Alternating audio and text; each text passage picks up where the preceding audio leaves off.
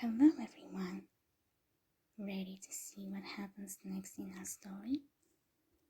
Let's get into it then. Chapter 5. Making our way downtown. Kaiba versus Alistair. Abby's POV. We ride in Pegasus' limousine through the city. This is nothing like back home, Joey said. Of course it isn't. This is San Francisco, home of the Golden Gate Bridge, and all the seafood you can eat, Tristan exclaimed. Guys, this isn't a vacation. We're here to see Pegasus, Akina said. She's right. And based on the message Pegasus sent us, he's already in trouble, Yami thought. Third POV. Meanwhile, Kaiba and Mokuba are approaching Duelist Kingdom in the Blue Eyes White Dragon jet. I'll try to make this quick, Kaiba said. Yeah, this place has nothing but bad memories, Mokuba said. The jet lands in front of the castle, and the boys hop out. It's time to give Pegasus a royal beating, Kaiba said. The doors open to an empty hallway. It looks like Pegasus' staff is on vacation or something, Mokuba said. That's fine with me. Fewer people to get on my nerves, Kaiba said. They head down the hallway. Third POV summary. Back at the airport, the bag containing Weevil and Rex is carted away and tossed into the back of a truck. Inside, Rex tells Weevil that this was his worst idea yet. But poor tangled up Weevil doesn't even remember who he is. Abby's POV. The limo rolls down the city streets. Joey presses against the window, looking out at the Golden Gate Bridge. That doesn't look gold to me, Joey exclaimed. Well, yeah, Joey. It's called the Golden Gate Bridge because back in that day, the term Golden Gate refers to the Golden Gate Strait, which is the entrance to the San Francisco Bay from the Pacific Ocean. It's generally accepted that the strait was named Chrysophyllae, or Golden Gate, by Army Captain John C. Fremont, circa 1846. It's said it reminded him of a harbor in Istanbul named Chrysoceras, or Golden Horn, I said. Everyone looked at me shocked. How did you? Joey asked. Like I said, one of my foster's dads was a history nut, I said. I seen Joey look at Yugi. He looked distracted. Are you taking all this in Yug? Joey asked. Yugi didn't hear him. Are you okay, Yugi? Akina asked. I can't stop thinking about everything we found out this week. A magic getaway has opened up between our world and the world where monsters live, and some kind of super monster is trying to destroy us both. The only protection we have against it is the Timaeus card, but even that isn't enough. We have to get to the bottom of this before that monster strikes again, Yugi said. The limo heads across the Golden Gate Bridge. For POV. Kaiba and Mokuba suddenly come to the end of the hallway, opening out onto a huge room with the floor far below. Mokuba clutched Kaiba's arm. Mokuba clutched Kaiba's arm. Mokuba clutched Kaiba's arm. We could have fallen, Mokuba said. I'm just about out of patience with Pegasus. So show yourself, Pegasus, Kaiba exclaimed. Across the room, in a corresponding hallway, Pegasus finally appears, laughing. Well, you're irritating as ever, Kaiba said. Oh, Kaiba boy, where's the love? We've been through so much, Pegasus said. I didn't come to catch up. I came to duel, so that you will get out of my life. So that you will get out of my life, Kaiba exclaimed. What have I done to deserve such hatred? Pegasus asked. It's a long list. Most recently, you have been buying up pieces of my company. And I think you've been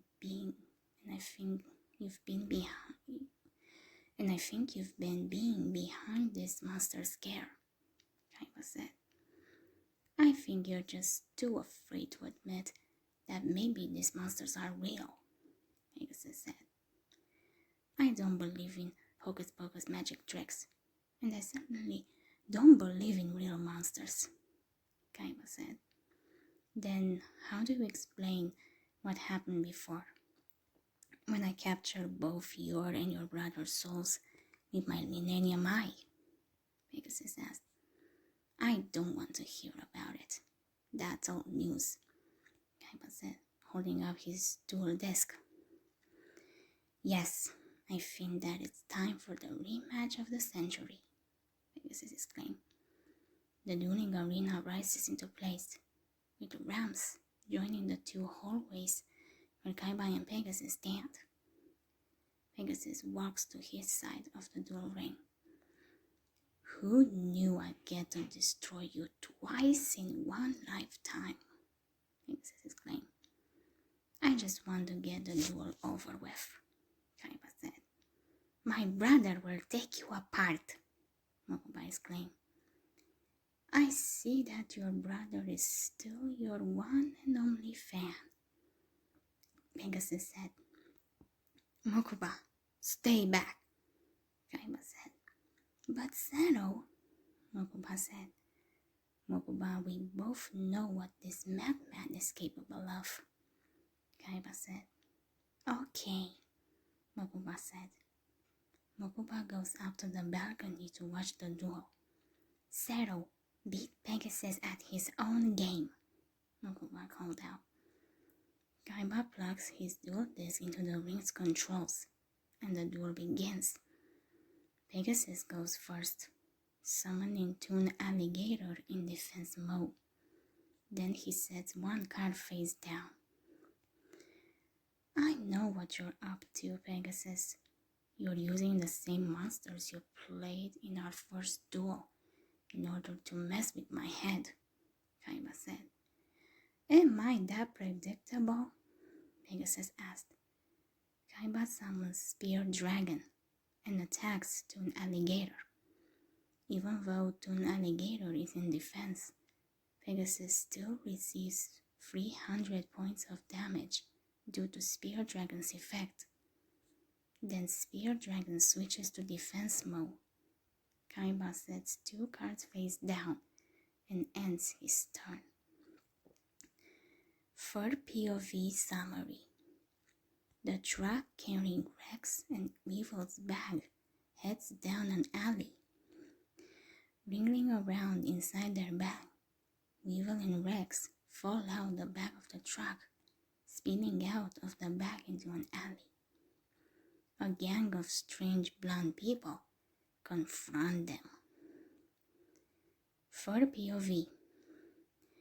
Back at the duel, Pegasus draws the magic card Toon Table of Contents, which allows him to draw any card from his deck with the word Toon in the title.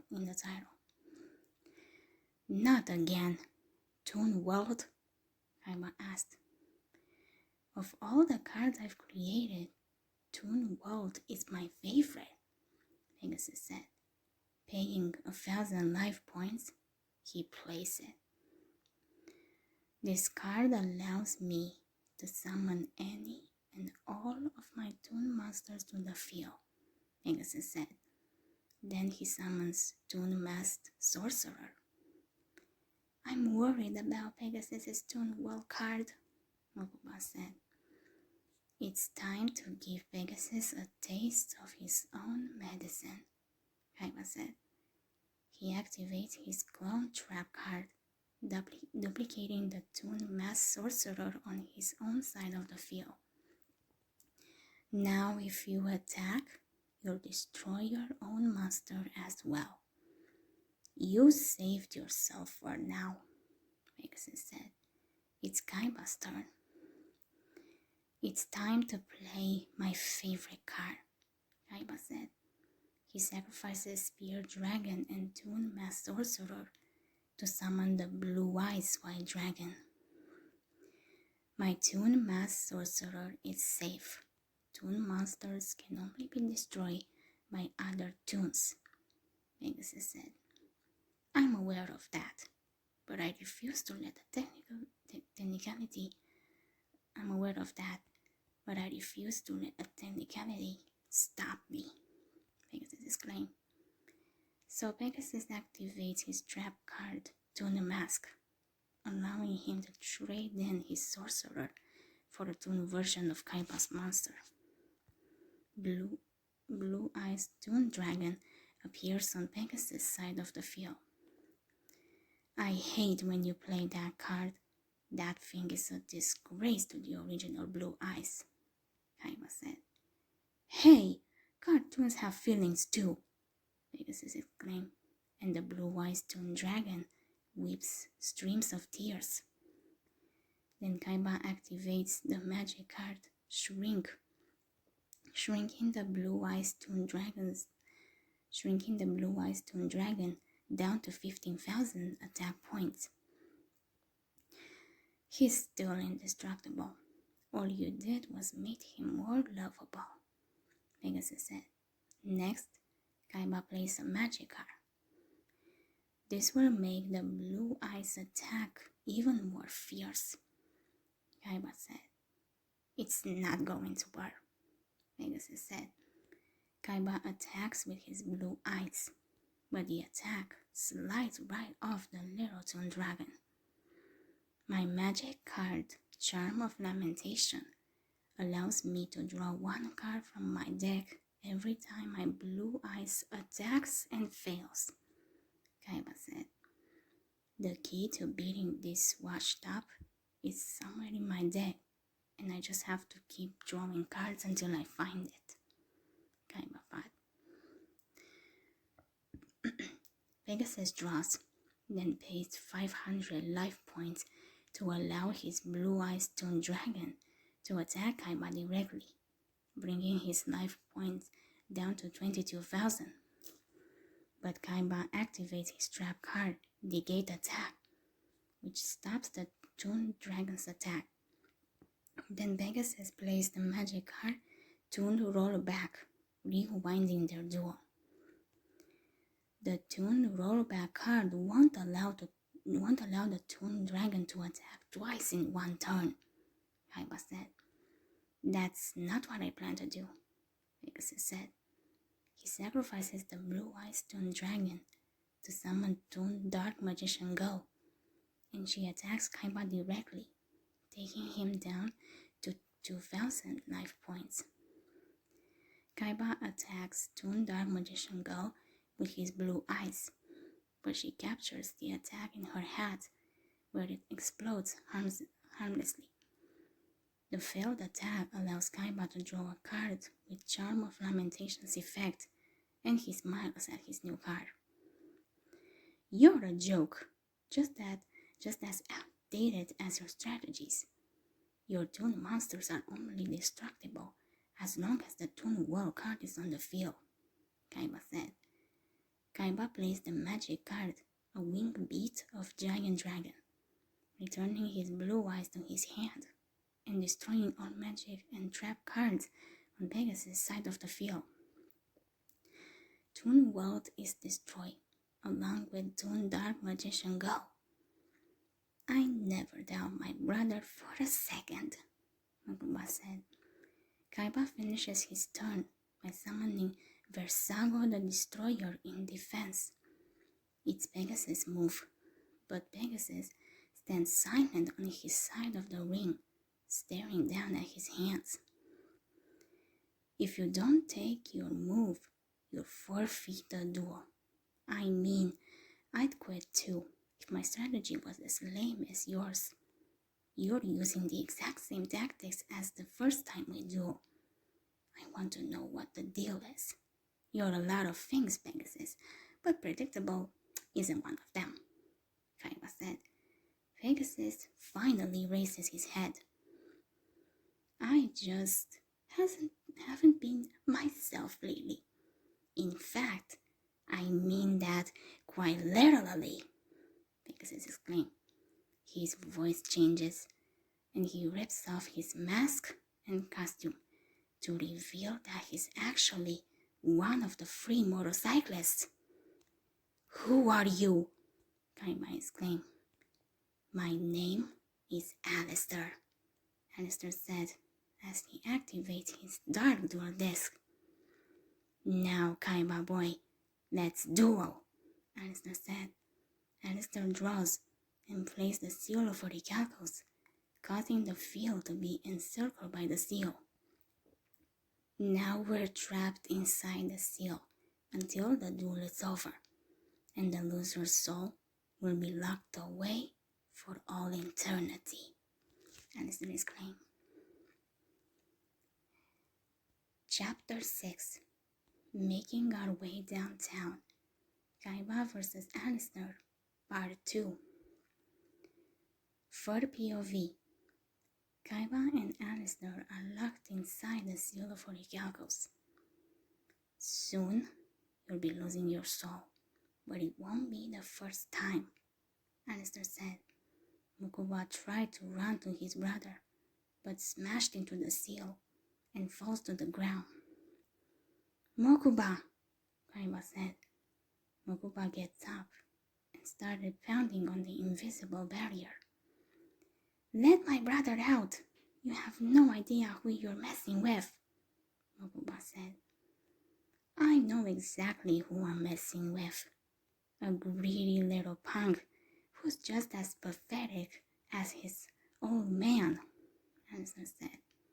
No one compares me to my stepfather and gets away with that. My family business has nothing to do with you, Kaiba said. I represent every single person whose life was ripped apart by your company, and I'm here to make sure you're never able to step on anyone ever again, Alistair said. Well then, get in line. I hear that speech every day, Kaiba said. Abby's POV. So we're still in the limo, now apparently traveling through a desert that has mysteriously appeared somewhere north of San Francisco. I don't like this. This looks sketch, I said. Yugi is still distracted. How are you doing, Yug? Joey said. I've been better. How are you doing? Yugi asked. I've been worse, Joey said. Yugi sighed. Yugi sighed. Aren't you guys worried about what Pegasus said on the... I've been worse, Joey said. Yugi sighed. Aren't you guys worried about what Pegasus said on that videotape? Someone's following Pegasus, and I have a feeling it's the same biker gang that stole the cards, Yugi said. Yugi, of course we're worried. I mean, these guys are serious. They're stealing people's souls with the force we don't know about. Like at least Pegasus and Maverick stole people's souls with items that we know. With these biker punks, they're using the circle thing. And what's even worse, we can't break it, like we could do if it was a shadow game. Akila said, Guys, if the bikers found Pegasus, we could be walking into a trap. I said, Abby's right. We have to be careful, Joey said. For POV, back at the duel, Alistair summons Gorlag in attack mode. The Seal of Orichalcos raises Gorlag's strength by 500 points. Plus, Gorlag gets another 500 point boost from every fire monster on the field, including itself, raising its total attack to 2,000 points. He attacks Kaiba's Versago the Destroyer, destroying it. In addition, by Gorlag's effect, Versago appears on Alistair's side of the field as a fire monster. Its attack raised to 16,000 by the Seal of Orichalcos. Gorlag's attack strength is also raised by the appearance of another fire monster on its side of the field to 25,000. It's over for you, Kaiba, Alistair exclaimed, Mokuba watching just outside the seal. My brother's whole deck could turn against him, Mokuba said. Alistair sets one card face down and ends his turn. This Wako has more skill than I thought, but I'm better, and I have just the cards to take Alistair down, Kaiba thought. In his hand, he holds the crash card Blue Eyes White Dragon and Pitch Dark Dragon. Once... Ooh, what happened? I got out, sorry. Hold on. Sorry, I don't know what happened. I got out of it. Hold on a minute. Oh, come on. It's not letting me back.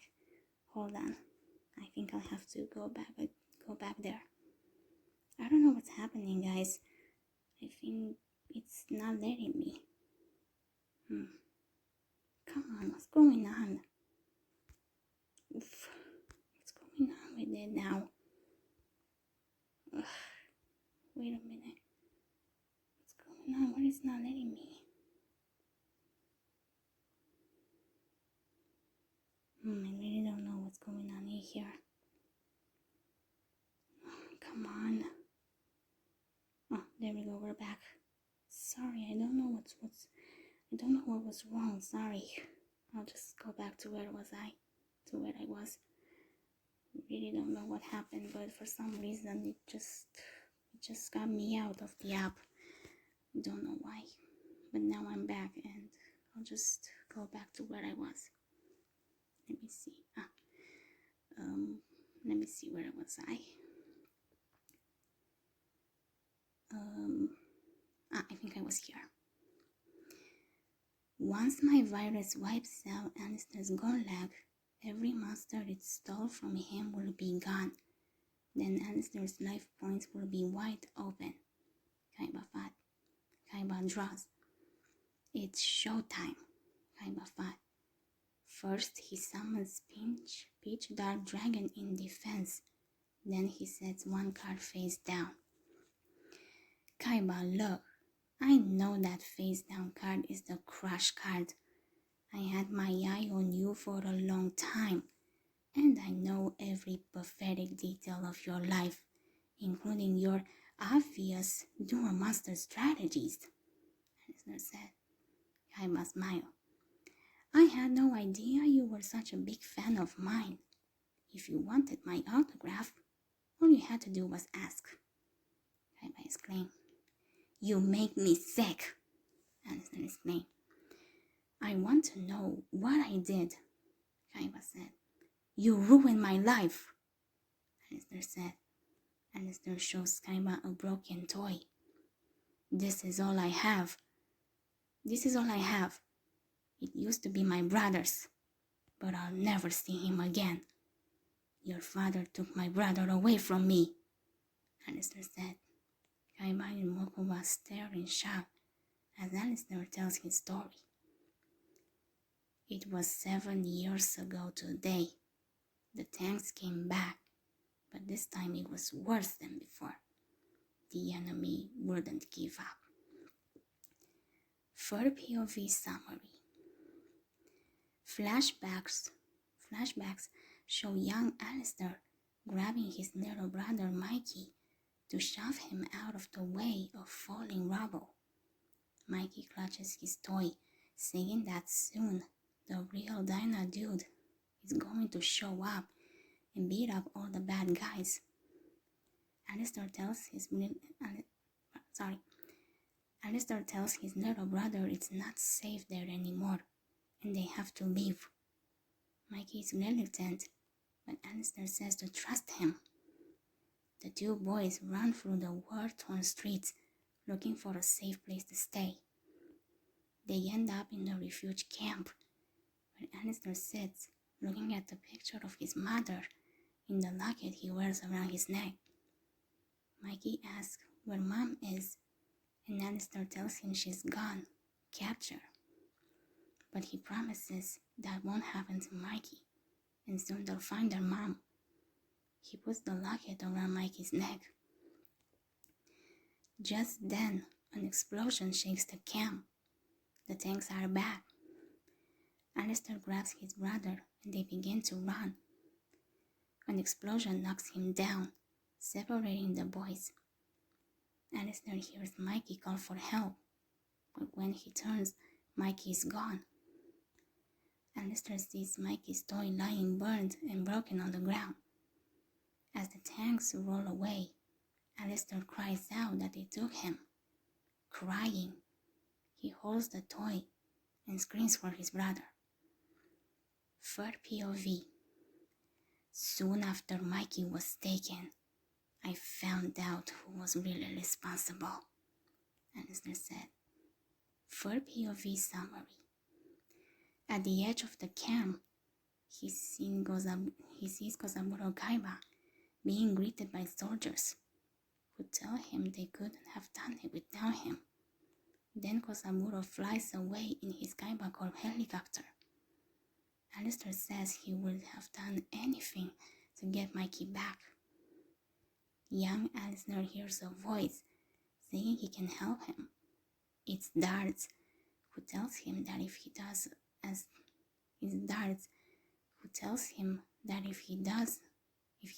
Darts says, he'll soon be reunited with his family.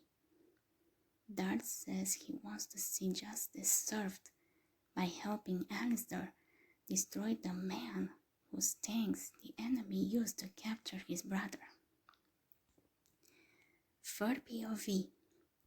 Your father did this to me, and now you run his empire, so it's your fault too, Alistair said. It's not true, Mokuba said. It's time for your brother to pay for his crime by giving up his soul to feed the beast, Alistair said. My brother is innocent. Our stepfather was a big jerk, but Zero knew he was wrong. That's why he took control of Kaiba Corp and changed it into a company that helps people.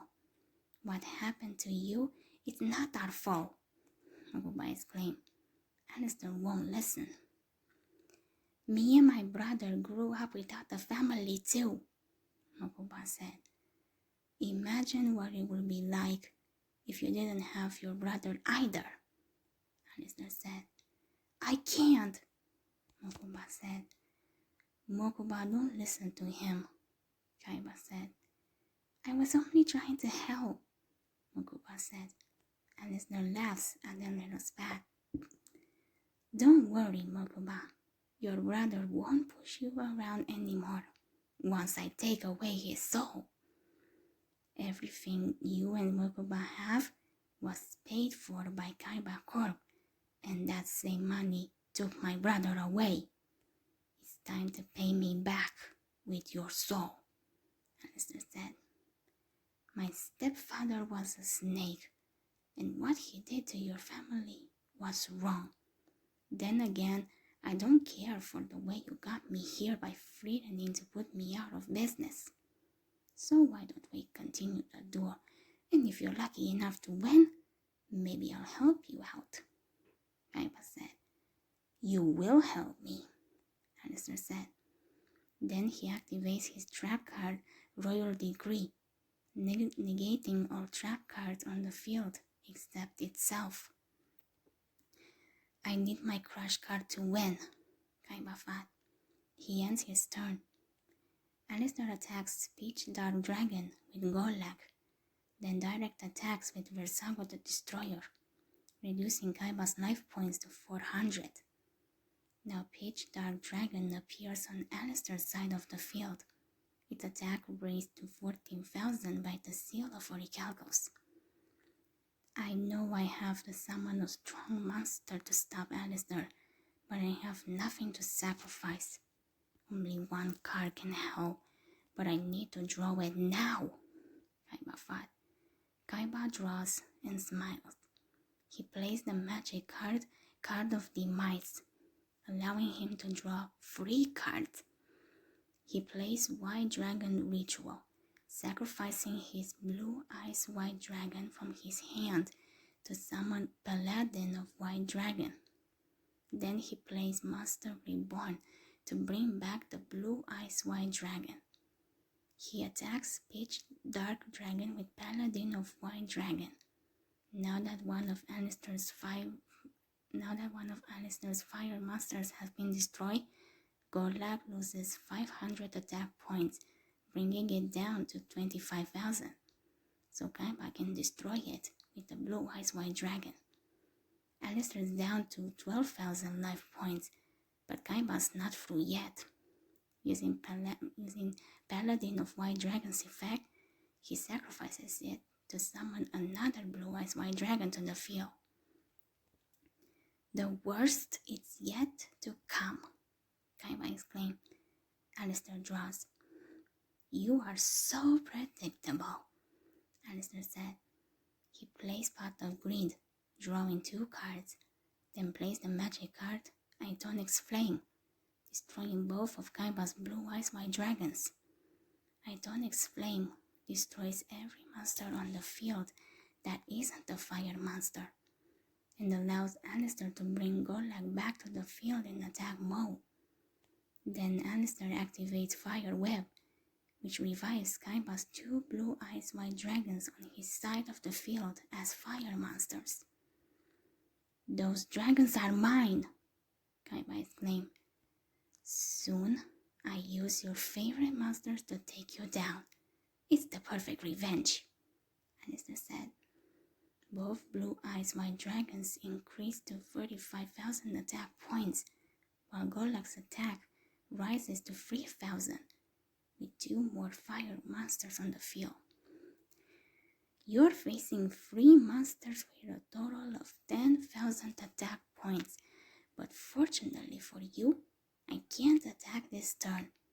So I set 1 card face down and end my turn. And when you lose your soul and suffer, just as I did at the hands of your father, Alistair said. I'm out of moves. There's not a card in my deck that can save me now, Kaiba thought. But as he draws, he finds himself in a vision of the hole in the monster wall where the 2 remaining frozen dragons stand. I must be hallucinating, Kaiba said. Afraid not. Kaiba, you have been chosen to release the mighty Critias.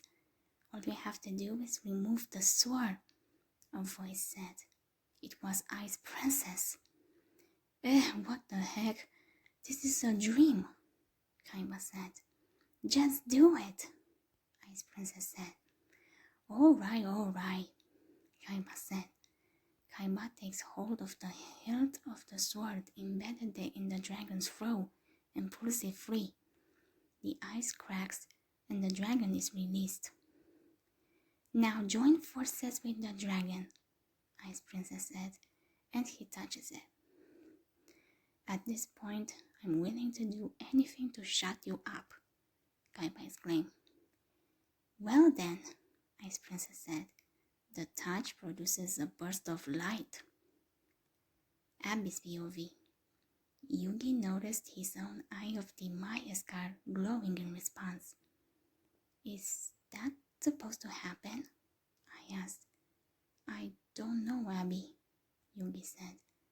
Weird, I said. Third POV. Back at the duel, Kaiba stands mid-draw with his hand on his deck. Are you going to play or not? Alistair asked. The card under Kaiba's hand glows. Then Kaiba draws his card.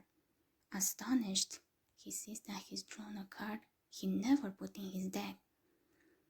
This looks like that one dragon I just dreamt about. Is this another of Alistair's tricks? Kaiba thought. He hears the voice from his vision again. It's not, Kaiba. Play the card is the only way, Ice Princess said. So he summons the Fang of Critias. You don't have that card, Alistair exclaimed. I do now, Kaiba said. Kaiba just goes on to merge Critias with his Crush card to form a new monster. You can't merge a trap card with a monster, Alistair said, but Kaiba laughed. I just did, Kaiba said.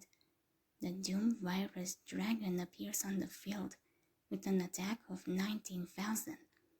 Its effect destroys every monster on the field with an attack of 15,000 or more. And Alistair's 3 powerful monsters are destroyed. Kaiba then direct attacks with Doom Virus Dragon. It's game over, Kaiba exclaimed.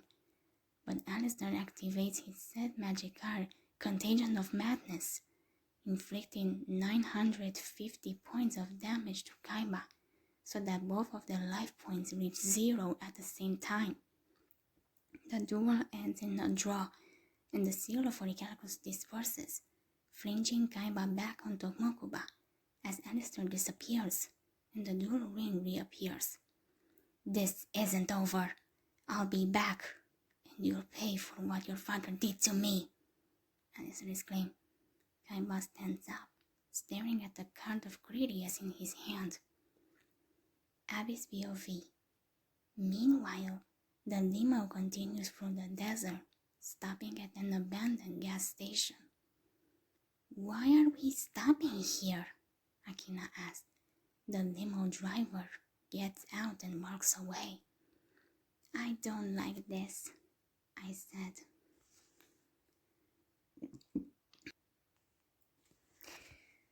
Chapter 7. Things went from 0 to 100 real quick. Joey versus Mai. Abby's POV. We're waiting in the limo at an old rundown gas station. Okay, this is getting ridiculous. It's been like 20 minutes, they exclaimed. She looked over the top of her seat through the windshield. What's taking the driver so long? Thea said. Yeah, it's not like we have all day, Tristan said. Maybe he has to use the restroom, Akina said. Or he's taking care of business, I said. Yeah, using the restroom, Akina said. No, I mean the other kind of business, I said. Ew, Abby, that's gross, Thea said. Well, it's a biological need, I said. But still, I wouldn't think he would do that at a gas station, Thea said. Well, when you gotta hit it, you have to hit it, I said. Joey sighed. I guess we should go check on the guy, Joey said. We climbed out of the car. A hot, dusty wind whistles past. The gas pumps are old and clearly uncared for. Hello? Thea asked. Looks like business isn't exactly booming, Tristan said. That's weird. There's nobody here, Joe exclaimed. We decided to stay near the curb while Tristan ventured toward the gas station. Be careful, Tristan. This doesn't look like the safest place to be, Akila said. Tristan went to the bathroom first. He's not in the little boy's room, Tristan said. Then where did he go? I asked. Hold on, Joey said. Joey was standing perfectly still, a hand cupped to his ear. What's up, Joey? I asked. Yeah, what are you listening to? Akila asked. Joey paused a moment more, then looked out toward the street. Dad, you guys hear that noise? Joey asked. I started to listen closely too. I started to hear something. Excuse me. Yugi said. You're crazy. All I hear is my stomach growling, Tristan said. No way, I can hear it too, I said. They're getting closer, Yugi exclaimed. Whoever it is, we gotta flag him out. Whoever it is, we gotta flag him down, Tristan exclaimed. We could see an approaching dust cloud. Well, let's just hope the natives are friendly, Thea said. Out of the dust cloud appeared 8 odd motorcyclists dressed all in black on identical black bikes. Oh no, I said. Guys, I got a feeling they're not here to rescue us, Tristan said. The bikers halt before them, and one speaks. You kids shouldn't be roaming around this part, one guy said. We're listening to rumbling of engines. We ran out into the middle of the street. Yeah, you never know who might drive by, another one said. Joey grabbed me by my arm and pushed me behind him, getting himself between her and apparent trouble. They had just stood behind Joey. Joey, be careful, I exclaimed. Hey, you guys got a problem? Joey exclaimed to the bikers. Gas station's closed, so just move on, Akila exclaimed. Akila, be careful, Yami thought. I am, Akila thought. Kay, Yami's right. These guys are dangerous, I thought. Yugi, Yami thought. What's wrong, Pharaoh? Yugi thought. This looks dangerous. Let me take over, Yami thought, and Yami came out. Yami settled into the situation, and he grabbed Akila's arm and pushed her behind him too. Hey! Akila exclaimed. Yami glared a dire warning at the bikers. Joey and Tristan were backing up, forming a human wall of the 3 of us between the bikers and us. What do you guys want anyway? I exclaimed. Didn't I tell ya to get lost? Akila exclaimed. Akila, I don't believe they're taking your advice, Yami said. I guess the spiky-haired kid's the smart one, and the girl has some lady balls, a guy said. Yeah, he kind of is, I said. And I do, Akila said. One of the bikers revs his motor. What now? Tristan exclaimed. Hey, I just got a great idea, guys, Joey exclaimed. What is it? I asked. Run! Joey exclaimed. We do. The bikers chase on their motorcycles. Third POV. On a cliff within view of the gas station. Valen and Raphael are watching. The Pharaoh and his pals are ours, Raphael said. Right, they'll never outrun our choppers, Valen said. Indeed, the choppers pull ahead of the 4 and cut them off before they reach the limo. They stop running, and the 3 guys again keep the girls protectively in the middle of them. Abby's POV. "What should we do?" Thea exclaimed. "Whatever we have to," Tristan exclaimed. One of the choppers picks up a hollow metal pole. "Ready to dance?" the guy asked. The bikers pull out metal poles and begin circling the gang, dragging the poles menacingly on the ground. The others brandish similar poles, chuckling. "Well, guess they're not fighting fair," Joe exclaimed. "Good guess, kid. Ha ha ha ha ha. Let's rock and roll, boys," the guy exclaimed. He swung his pole down and puts the tip on the ground, then starts his engine.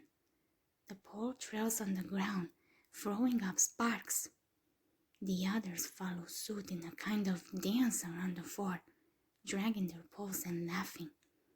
Finally, one raises his pole and rides at them, about to hit Joey with his pole. "Joey!" I exclaimed. Joey rose his dirtest to block, but the blow never landed. The biker falls backward with a card embedded in his hand, moaning in pain, dropping his pole. Joey opens his eyes. "You okay, Joey?" I asked. Yeah, Abs. I didn't get hit," Joey said. Joey looked over to his right, and Yami and Tristan glanced over their shoulders. The other bikers have stopped, and everyone's looking at the guy who just went down. "What happened?"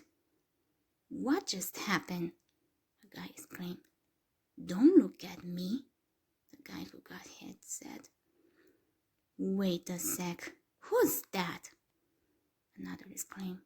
Another rider appears from behind a nearby rock formation on a red motorcycle.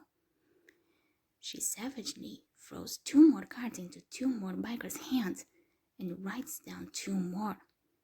Meanwhile, Raphael and Vannon are watching all this in increasing astonishment, while the mysterious new rider makes hash out of the choppers and the 4 watch in amazed confusion.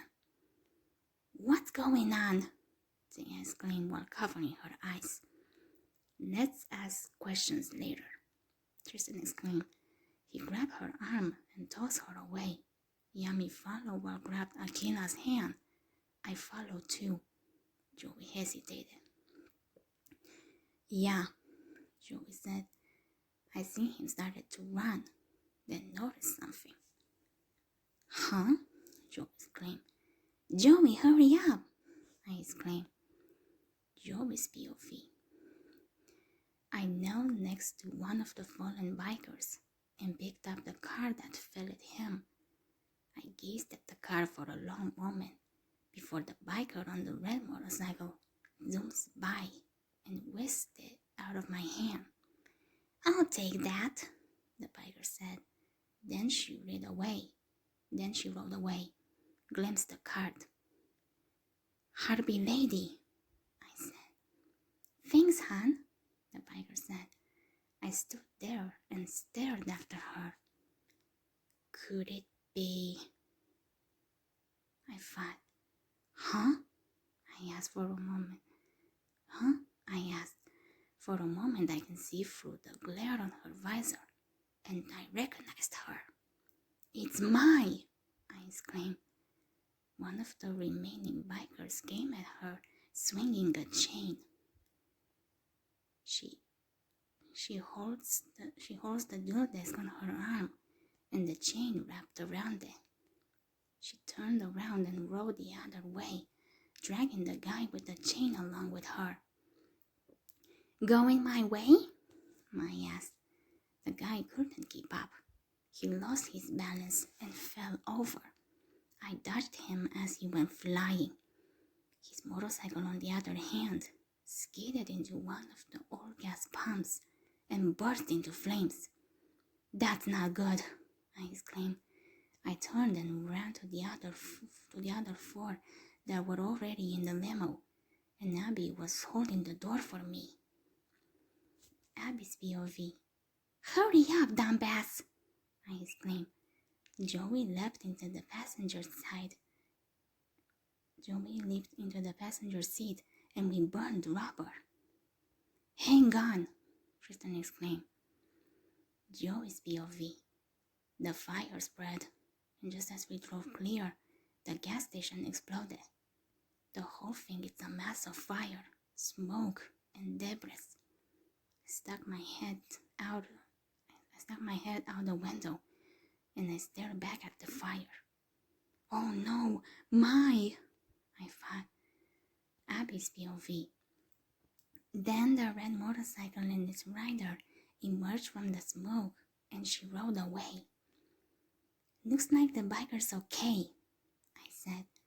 I heard Joey breathe a sigh of relief. So wait, who saved us? My did. I saw her, Joey exclaimed. Huh? Tanya asked. What? I asked. You serious? Tristan asked. My? Both Yami and Akila asked. Third POV. Meanwhile, back near the gas station where the fire is dying down, Raphael revs his engine angrily. Someone out there likes to crash parties. Let's find out who, Raphael exclaimed. Vela didn't move as Raphael rode away, watching the speck on the road that the red biker disappeared beyond the next bend in the road. I already know, and I know just where she's going to, Vela thought. Adulis Kingdom. Kaiba and Mokuba walk through Pegasus Castle gardens. Mokuba wonders how Alistair could just disappear like that. Kaiba doesn't know, and he doesn't care. Mokuba's worried he'll come back for revenge. Mokuba says Alistair has the power to steal souls. Kaiba asks if Mokuba believes that nonsense. Alistair was just a desperate loony who wanted the shot at beating a real duelist. He didn't have any magic powers. Mokuba protests that the Orichalcos thing seemed pretty real to him, but Kaiba thinks it had to be a trick. But what Kaiba doesn't get is how this card got in his deck. He stares at the fang of Critia's card and remembers the vision of the dragon statues and pulling out the sword to free Critias. This is one of the most powerful cards he's ever seen, and he doesn't know where it came from. He has to find out more about it, and there's only one person who will have that kind of information. The real Pegasus. Kaiba and Mokuba hop into the Blue Eyes White Dragon jet. Mokuba says there's an email from HQ. They need them to come back. Kaiba says he's the president of this company, and he'll decide what they do. Right now they need to pay a visit to Pegasus. The Blue Eyes jet lifts off, heading for Industrial Illusions headquarters. Abby's POV. So the limo sort of overheated, and now we're stranded in butt fudge nowhere. So the car overheated. Sue me, Tristan exclaimed. Do us a favor. From now on, let a pro do the driving, huh?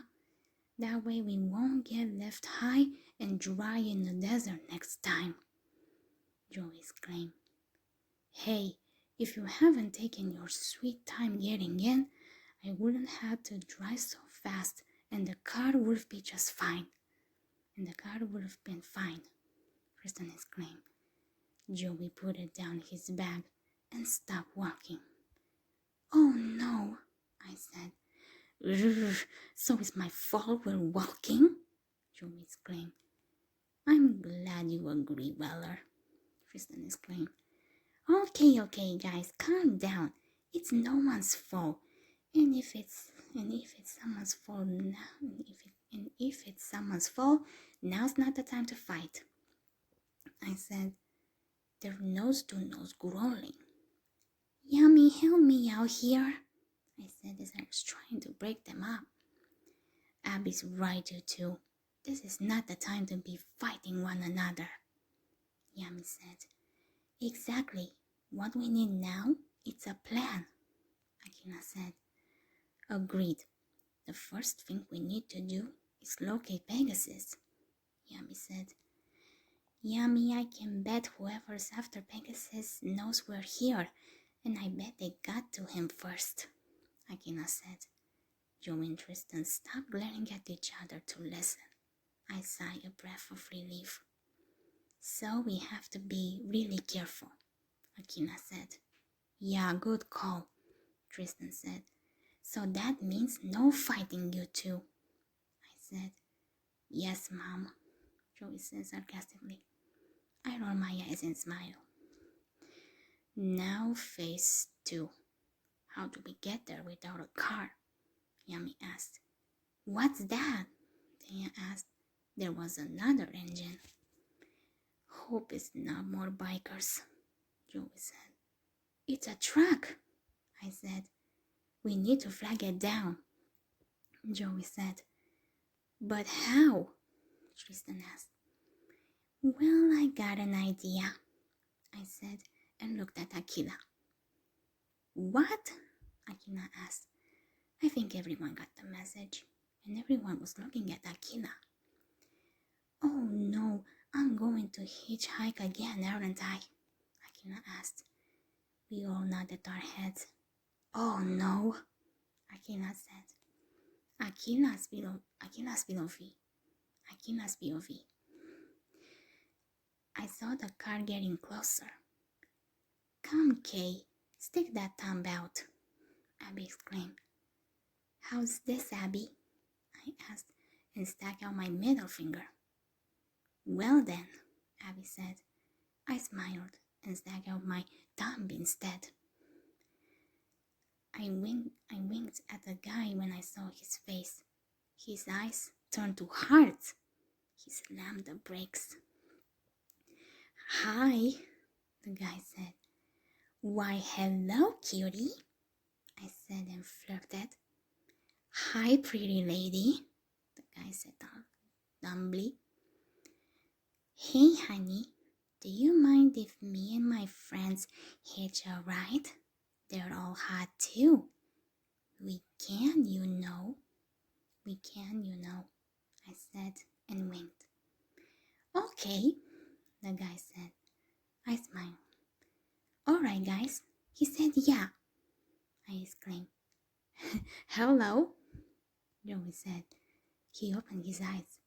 The gang joined me from behind a nearby rock. They were laughing their butts off. Time skip, Abby's POV. So we were riding in the truck bed. Thanks, Tristan. This is much better than the limo, Joey said sarcastically. No one thinks you're funny, Joey, Tristan said. Hey, can we talk how that guy was checking me out? I feel gross. I feel gross again. Akila said and shuddered. Akila, that was brave of you to do. Thank you, Yami said. Akila smiled. Yeah, Kay. Sorry about saying the truck thing sarcastically. I didn't know you felt gross. Thanks for giving us the truck, Joey said. It's all right, Joey. I'll get over it, Akila said. So I've got a question. Joey, you said my helped us out back there, but how did you know it was her? Taya asked. We all looked at Taya. Yeah, Joey, how did you know? I asked and looked at Joey. That's easy, guys. Her card. She was carrying Harpy Lady. It's my trademark. Plus, I got a glimpse of her through her helmet. I knew we'd run into her someday. And did you see how she took care of those biker creeps? Joey asked. That was awesome, Tristan exclaimed. Well, you know I could have done that too, Abby said. Abigail, you're not jealous, are you? Joey asked with mock surprise. Of course not. I'm just saying I could have taken them out with my +1 girly biceps, I said and flexed my arms jokey. Joey smiled and wrapped his arm around my waist. Then he kissed the top of my head. You're so cute when you're jealous, Joey said. I rolled my eyes and punched him playfully. For POV, in San Francisco, the Golden Gate Bridge bustled with traffic over a sparkling bay. A trolley climbs a steep hill. In an alley surrounded by brick buildings and crisscrossed with laundry lines. Then Rex asked that question. Could this day get any worse? And you know what it means when someone asks that question. Life gets worse. But you know Rex and we've all been had been stuffed in a smelly gym bag, dumped off in the worst part of town, and used as a trampoline by a bunch of street punks. I mean, I don't know how it could get worse, but Rex jinxed it.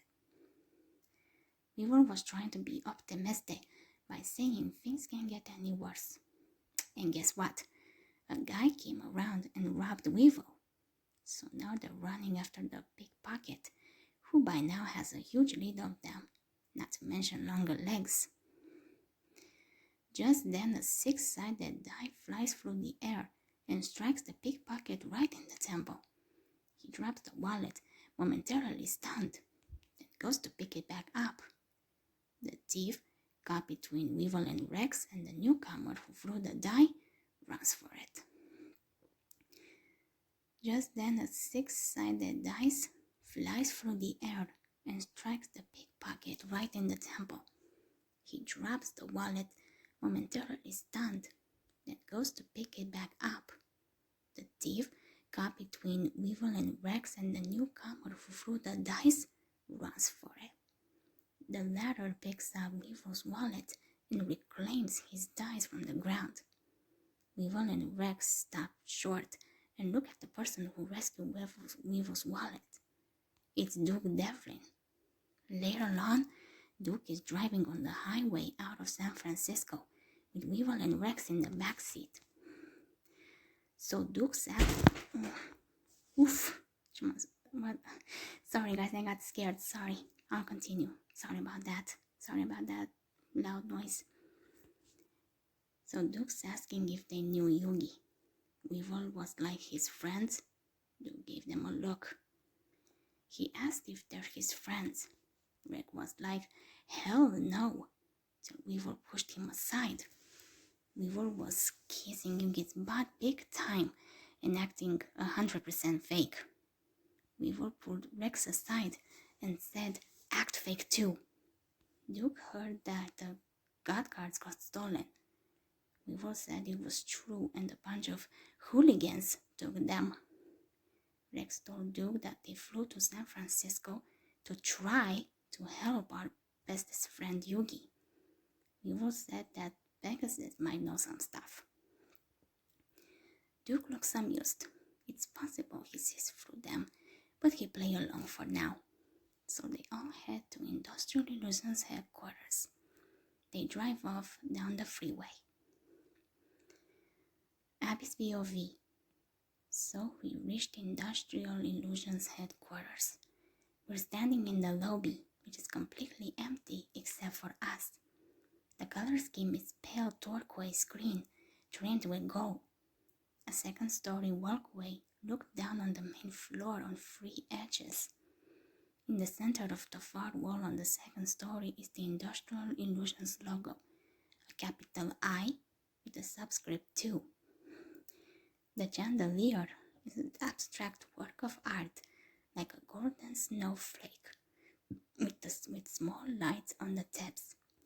On the other side of the second-story walkway are lines of small overhead lights. A column that looks like a golden spiral ascends to the upper walkway. Hello, Pegasus? This place is completely empty. Tristan exclaimed. Well, maybe it's like some kind of holiday or something, Joey said. Then why were the front doors left wide open? I don't like this, I said. I've got a bad feeling about this, Yugi thought. So do I, both Yami and Akina thought. I got a bad feeling that the thieves that were after Pegasus may have already found him. I've got a bad feeling that the thieves that were after Pegasus might have already found him, Akina thought. If that's the case, I'm sure they're expecting us, Yami thought. Akina nodded her head. Taya walked over and picked up a phone on the desk. Anyone there, Taya? I asked. Taya shook her head. The phones aren't working, Taya said. Crap, I said. Just then the security system activates and screens of bars come down across all the windows and doors. Oh no, Akina said. Really? Are you kidding? I exclaimed. Actually, it's kind of ironic, Akina said. How? I asked. Well, usually when the building is closed, this will keep intruders out. Now it effectively trapped us in the room, Akina said. Akina, it's not the time right now, I said. Oh no, we're trapped, Joey exclaimed. We each ran to an edge of the room, trying to move the bars. These things won't budge, Joey exclaimed. We've been tricked, Taya exclaimed. Oh man, not again, Tristan exclaimed. Stay calm, Yami said. Yeah, guys, it could be worse, Akina said. Just then we hear an engine. We turn around. It seems to be coming from the big I2 logo in the center of the room. Sounds like we're not alone. Couldn't get worse, huh? Joey asked and glared at Akina. Sorry, Akina said. A red motorcycle jumped from the second-story walkway. We gasped as the rider on the red motorcycle plummets from the second story to land in the middle of the lobby floor. Joey took a few steps forward, trying to see who it is. She landed smoothly on her back wheel and stopped. Mai, is that you? Joey asked. The red rider paused for a long, tense moment, then removed her helmet, letting her thick blonde hair fall out of it. She sat there silent. Oh my God, it's you, I said. Mai, Tristan exclaimed. Hate to say I told you so, but I did. As for you, what brings you to San Francisco, Mai? The trolleys? Joey asked. She glared daggers. Mai said. Guess not, Akina said. I'm not liking this, I said. Mai climbed off the motorcycle and faced us. Don't we get the high? What's with the silent treatment, Mai? Joey asked. I'm not Mai. At least not the Mai you knew, Mai said. She draws a card off the top of her dual desk. What? Joey exclaimed. You heard me, Mai said. She looked at the card. For POV flashback. A few nights ago, a shadowy figure appeared through Pegasus' window. Pegasus wondered how she got past his security. It wasn't secure. Pegasus recognized her as Mai Valentine. Mai came to Pegasus to steal his soul. So the steel of Orichalcos appeared over the top of the I2HQ building. Sometime later, the duel is well underway. Pegasus' Thousand Eyes Restrict has absorbed Harpy's pet dragon, and Mai has 6 Harpies on the field. Mai activated Harpy Lady Phoenix formation. Since she has 6 Harpies, It lets her destroy up to 6 of his monsters. Thousand Eyes and Harpy's pet dragon disintegrate in the blast. Between the two monsters he had on the field, Pegasus is toast. His life points drop to 0. The seal of Orichalcos closes in around him. A beam of light shines horizontally out of the side of the building towards some distant location. A single car drifts to the ground, with Pegasus' face upon it, covered with the seal. Abby's POV. So Mai is still staring at the car. "Alright, gang, say hello to Pegasus," Mai exclaimed. "What?" Yami exclaimed. "The freak! The freak!" I exclaimed. She showed us the card in which Pegasus was sealed. "Whoa, is that really him?" Thea asked. "So, quick question. Did you do that to him?" I asked. "Look, you better start talking," Joey exclaimed. "Or else what?" Valen exclaimed. "Huh?" Joey asked. "Valen," I said. Valen looked at me and smiled. "Hey, baby sis," Valen said. "Sister?" Everyone but Akila asked. Everyone looked at me shocked. "Later," I said. Everyone nodded their heads, and Joey glared back at Valen. Valen and Raphael were on the balcony under the I2 logo. "What's the matter, Wheeler? Didn't you know that I'm Abby's big brother? Or did your little reunion with Mai didn't go as well as you expected it to? And you, why you're keeping this guys all for yourself, Mai? Why don't you show some manners and share the fun with us?" Valen exclaimed. "Mind your own business, you lakey. These jigs are mine, so deal with it," Mai exclaimed. "Jigs?" Joey asked. "Oh, hell no. She didn't call us jigs," I exclaimed. "But we're your friends, Mai," Akina said. For POV. Joey ran after Mai and catches her as she's getting ready to drive off in her little convertible. Joey said. "Joey, you don't have to say anything, Mushi. My favorite thing about the whole tournament was that I got to know you," Mai said. "Thanks, Mai," Joey said. "Hey, I'm still planning to kick your butt in the next tournament. See ya, Joey," Mai said. "Goodbye, Mai," Joey said, and she drives away. Abby's POV. "Please, Mai, tell me this is all a joke. You're on our side, remember?" Joey exclaimed. "Great, Mai totally sold us out," Tristan exclaimed. Akila shook her head. "Tristan, that's not Mai right there. That's the side that Mai tried to get rid of when she met us. This is Mai that we first met. Maybe even worse," Akila said. "I knew something was off," I said. "Tell him you're still our friend, right?" Joe exclaimed.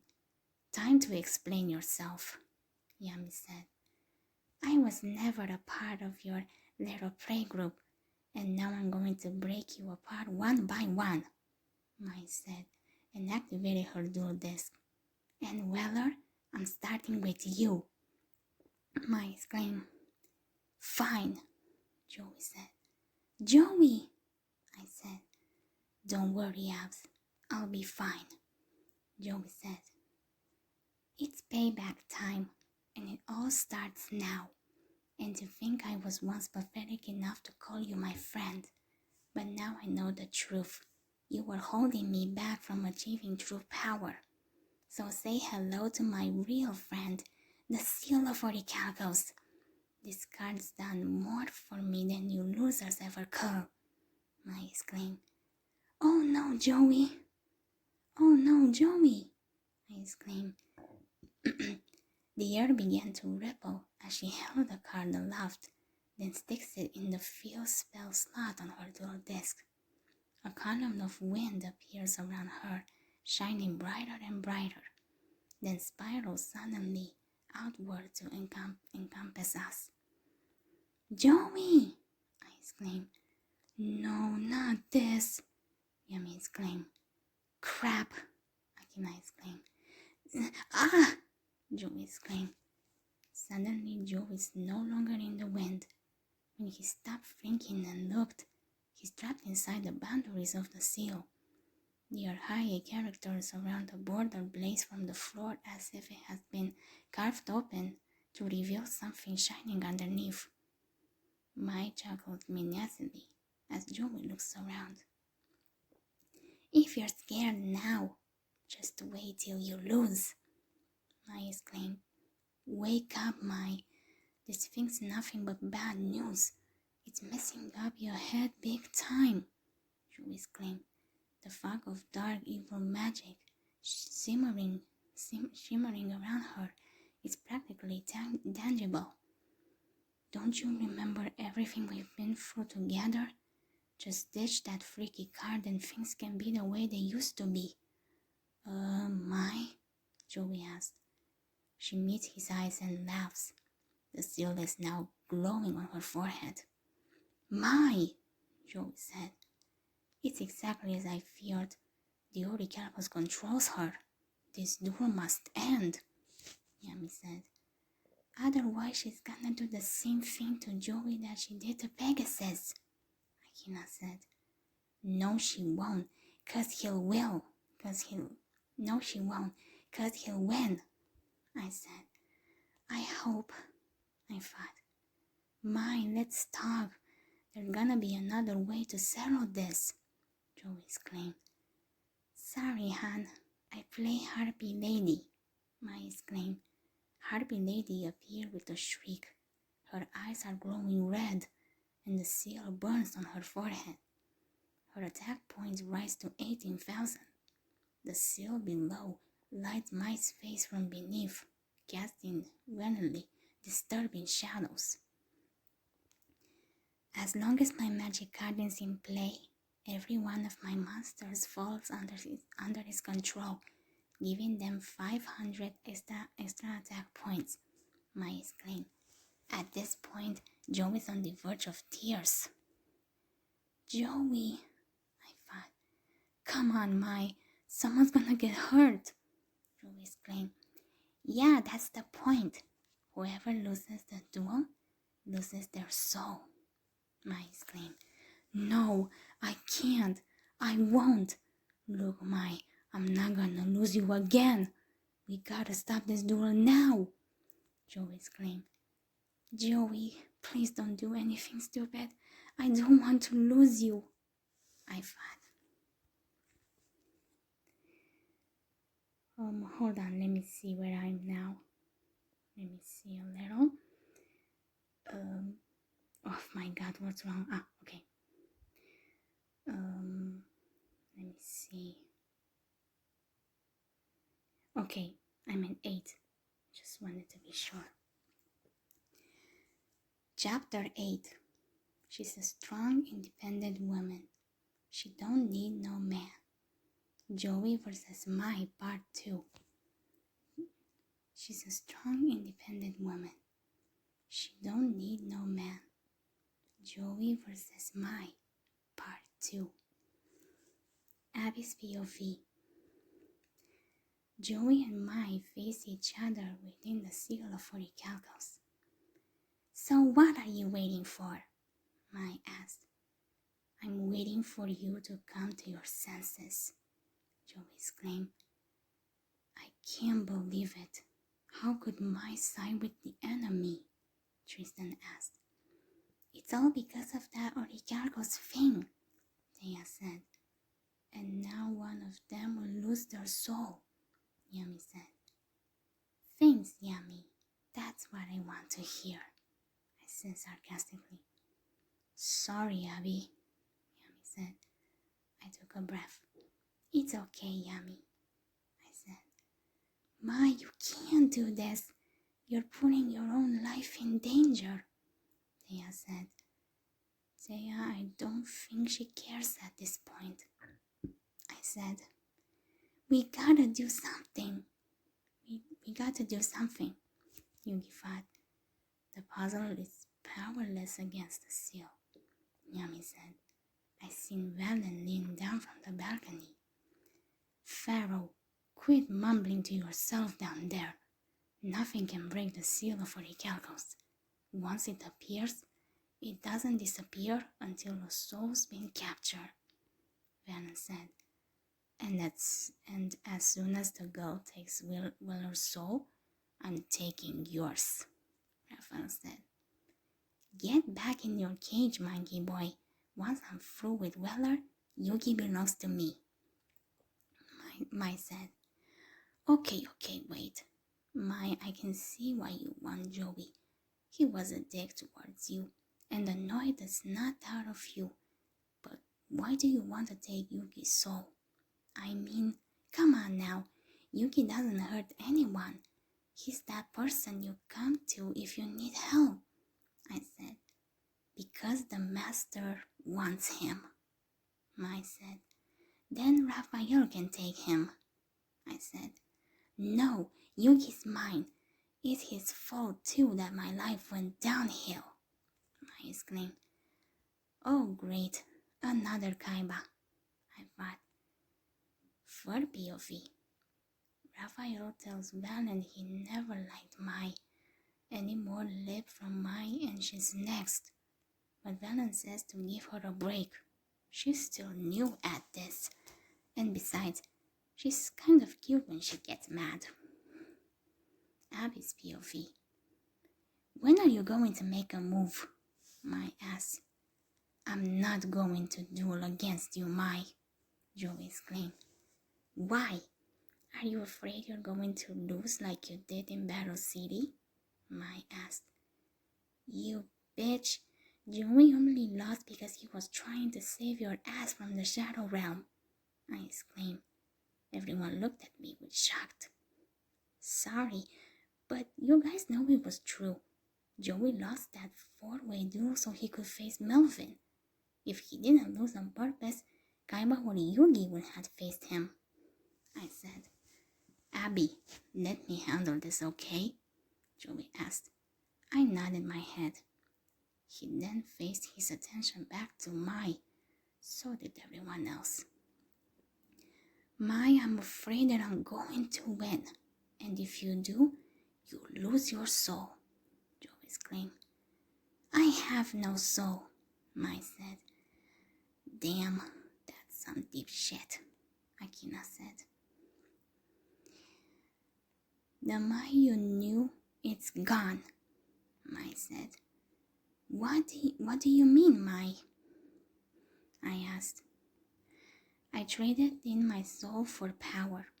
The old Mai was too lonely and pathetic. Now my weak side is gone for good, Mai said. I like the old Mai, and I'm going to get her back, Joey said, and he activated his dual disc. Be careful, Joey, I exclaimed. Aren't I always? Joey asked. Well, I said. Yeah, don't answer that, Joey said. Joey draws and summons Alligator's sword in defense. That's a pretty lame move, Mai said, and summoned another Harpy Lady, which is also raised to 18,000 attack points by the seal of Orichalcos. Her Harpy Lady attacks and destroys Alligator's sword. Then her second Harpy Lady attacks Joey directly, reducing his life points to 22,000. I can't watch. Not if Joe is going to lose the duel on purpose so he can save Mai, Tristan exclaimed. Yummy, Joey wouldn't do that, would he? Because if he does, I thought. I don't know, Abby. This wouldn't be the first time Joey risked his life to save Mai, Yummy thought. Third POV. He remembers Joey and Abby standing in front of Mai to protect her from Ura's attack during her duel with Mary. Yami jumped up onto the field and stood in front of Joey and Mai and Abby. Yummy! Akina exclaimed. Yugi! Abby, Joey, and Mai said. Yugi absorbed Ra's attack. All three of you are finished, Melvin said. Your dark magic won't penetrate me. I will shield everyone from your evil, Yummy exclaimed. So the attack continued, and it finished, and Yummy collapsed. Abby's POV. Yeah, but, I thought, but this time, the force we're up against, it's too strong. We can't stop it. Yugi thought. Guys, don't give up yet. Akina thought. Akila's right.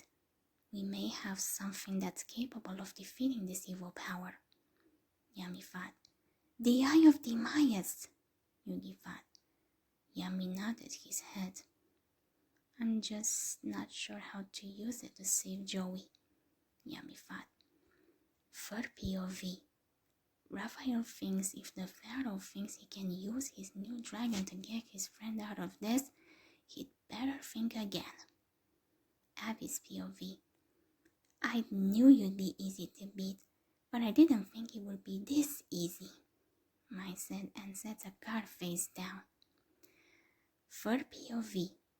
Duke, with Rex and Weevil, have reached the remains of the burnt-out gas station. Duke says this doesn't look good. Then he notices a Duel Monsters card lying amidst the wreckage. Yugi, he exclaims, and jumps on the accelerator. Weevil wants to know what's going on, but Duke just says he has a hunch and tells Weevil and Rex to hold on. The car speeds down the road. Meanwhile, aboard the Blue Eyes White Dragon jet, Mokuba tells Kaiba that he's trying to contact Pegasus, but there's no signal from Industrial Illusions at all. Kaiba says he had a feeling that would happen. Whoever Alistair's working for has already gotten his hands on Pegasus, and they'll be expecting Kaiba next. Mokuba asks if that means they're flying right into a trap, and Kaiba says that's what he wants them to think. But he says, holding up the Fang of Critia's card, he's always one step ahead. He remembers playing the card in his duel against Alistair. This dragon seems to be just as powerful as the Egyptian god cards. But why has he never even heard of it before? Kaiba Corp's database contains every card ever made, except this one. Abby's POV. My harpies are waiting. Hurry up, Weller, Mai exclaimed. Please, Joey, make the right decision, I thought. Third POV. Joey doesn't know what to do. If he wins, he'll lose Mai forever. But if he lets her win, he'll lose himself. Abby's POV.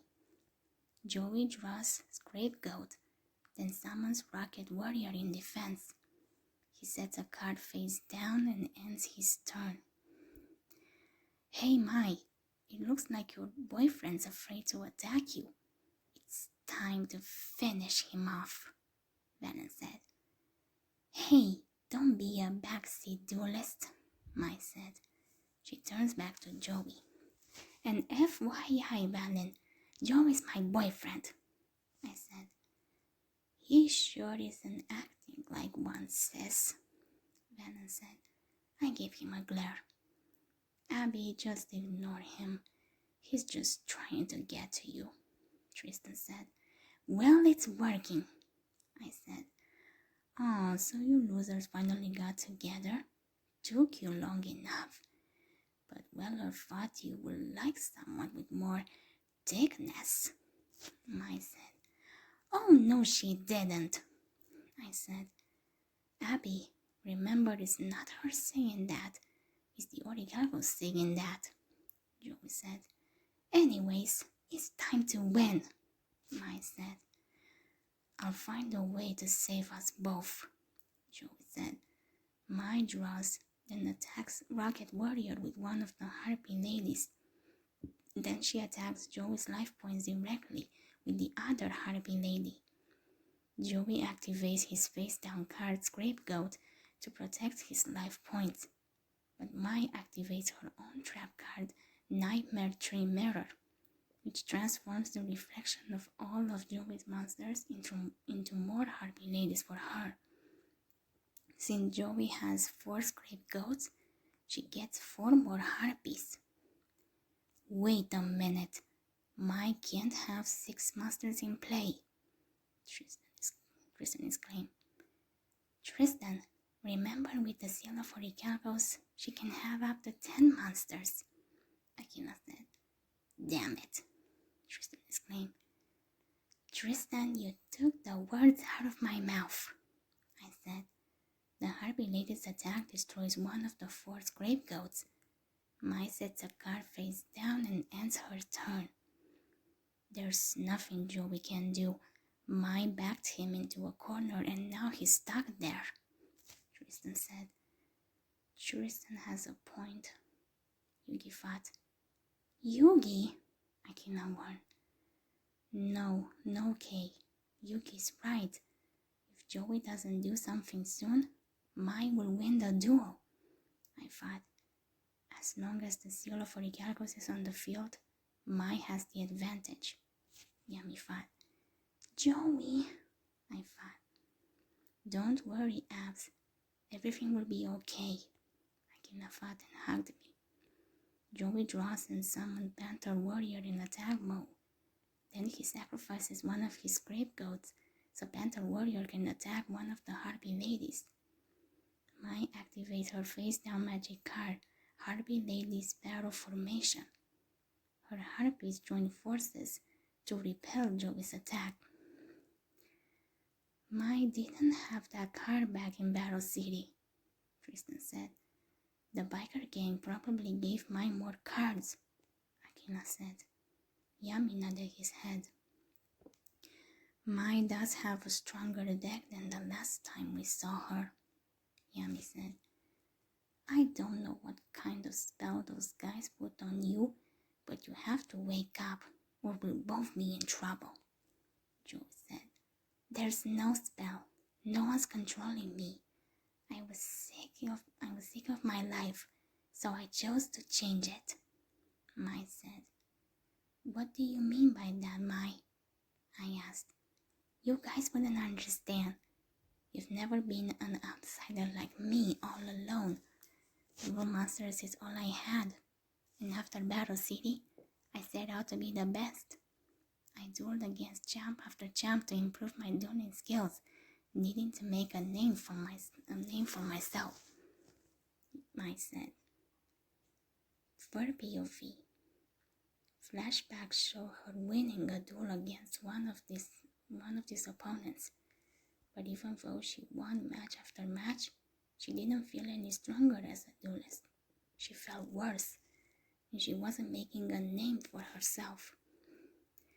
Back in the flashback, Mai walks down the hallway with her trophy, and overhears the man she just beat being congratulated by his friends on a good duel. Who did he play again? Someone Valentine? Her opponent says she came in something like 8th place at Duelist Kingdom. He almost beat her too, but his friend says she's not one of the famous ones like Kaiba or that Yuki kid. The woman says Joey Wheeler's always been her favorite. He's so cute. Those duelists could duel circles around him, but this Valentine girl's not in their league. Mai's opponent says they're right. Now he feels kind of lame for losing to her. Angrily, Mai throws her trophy to the ground, shattering it. Her opponent and his friends look down the hallway, startled. Oops. Abby's POV. Damn, they threw some major shade at you, I said. Not long after that, the nightmares started, Mai said. Nightmares? Akina asked. For POV. She dreams of Mary banishing her into the Shadow Realm trapping her in the hourglass that fills with sand, suffocating her as she calls for help from her friends that never comes. Every night it was the same dream. She was weak, and no one was there to help her. She was at the end of her hope. In the flashback, Mai walks down an alley in the rain. She was scared and lonely, she says, and her so-called friends were nowhere to be found. Flashback, Mai says she quits. She's never going to get what she deserves anyway. A motorcycle drives up and stops by her. Venom says he knows her. She's Mai Valentine. He challenges her to a duel and beats her. Then he walks over to her as she kneels in the rain, telling her that she feels weak and thinks she doesn't belong. She weeps, saying she just wants to be the best. What she wants, he tells her, is true power, and he knows how she can get it. But the first thing she has to do is stop expecting her friends to rescue her. All they do is disappoint her, but he has the answer to all her problems. All she has to do is take his hand, and she'll be the most powerful duelist on earth. Abby's POV. That was the smartest decision of my life. Now nothing can stop me. Mai said. Mai, why didn't you told us you were so unhappy? We could have helped you. Joe exclaimed. Yeah, Mai, I gave you my number. You know you could have talked to me. I would have understood. I exclaimed. Just save it. I don't need anyone's help. All I need now is power. Mai said. Mai plays Harpy Lady Phoenix formation. Since she has 6 Harpy Ladies on the field, she can destroy up to 6 of Joey's monsters. Akina said. But he has only 3 monsters on the field. Mai can destroy them all. Mai can destroy them all. Taya said. That's not all. The sum of the destroyed monsters' attack points will be subtracted from Joey's life points. But he has only 3 monsters on the field. Mai can destroy them all.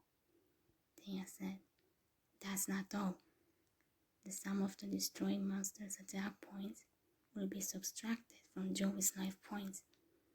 Yami said. Oh no, I said. Oh no, I said. Joey's Panther Warrior and 2 Scapegoats are destroyed, and Joey's down to 200 life points. Joey's 1 attack away from losing his life points and his soul. So, Weller, have any last requests? Mai asked. Mai still got 4,000 life points. She hasn't lost even 1, and Joey's down to 200. Not to mention that he hasn't got any monsters, Tristan said. If he doesn't think of something right now, he'll lose the duel, Thea said. Yami, please tell me if there's any...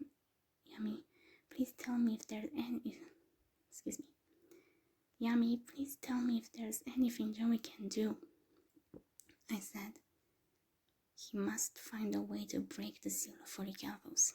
Unless Joey stops it, the seal will consume him, Yami said.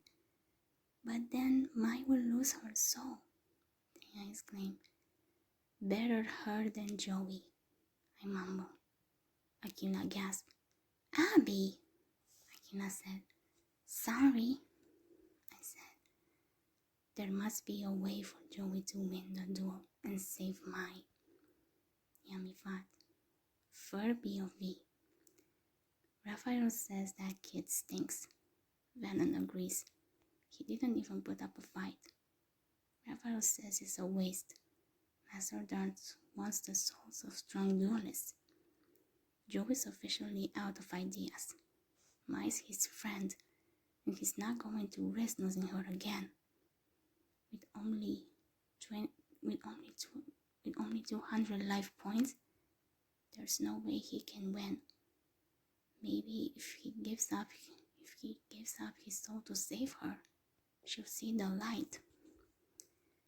Abby's POV. I seen Joey hover his hand over his door desk. Joey, no!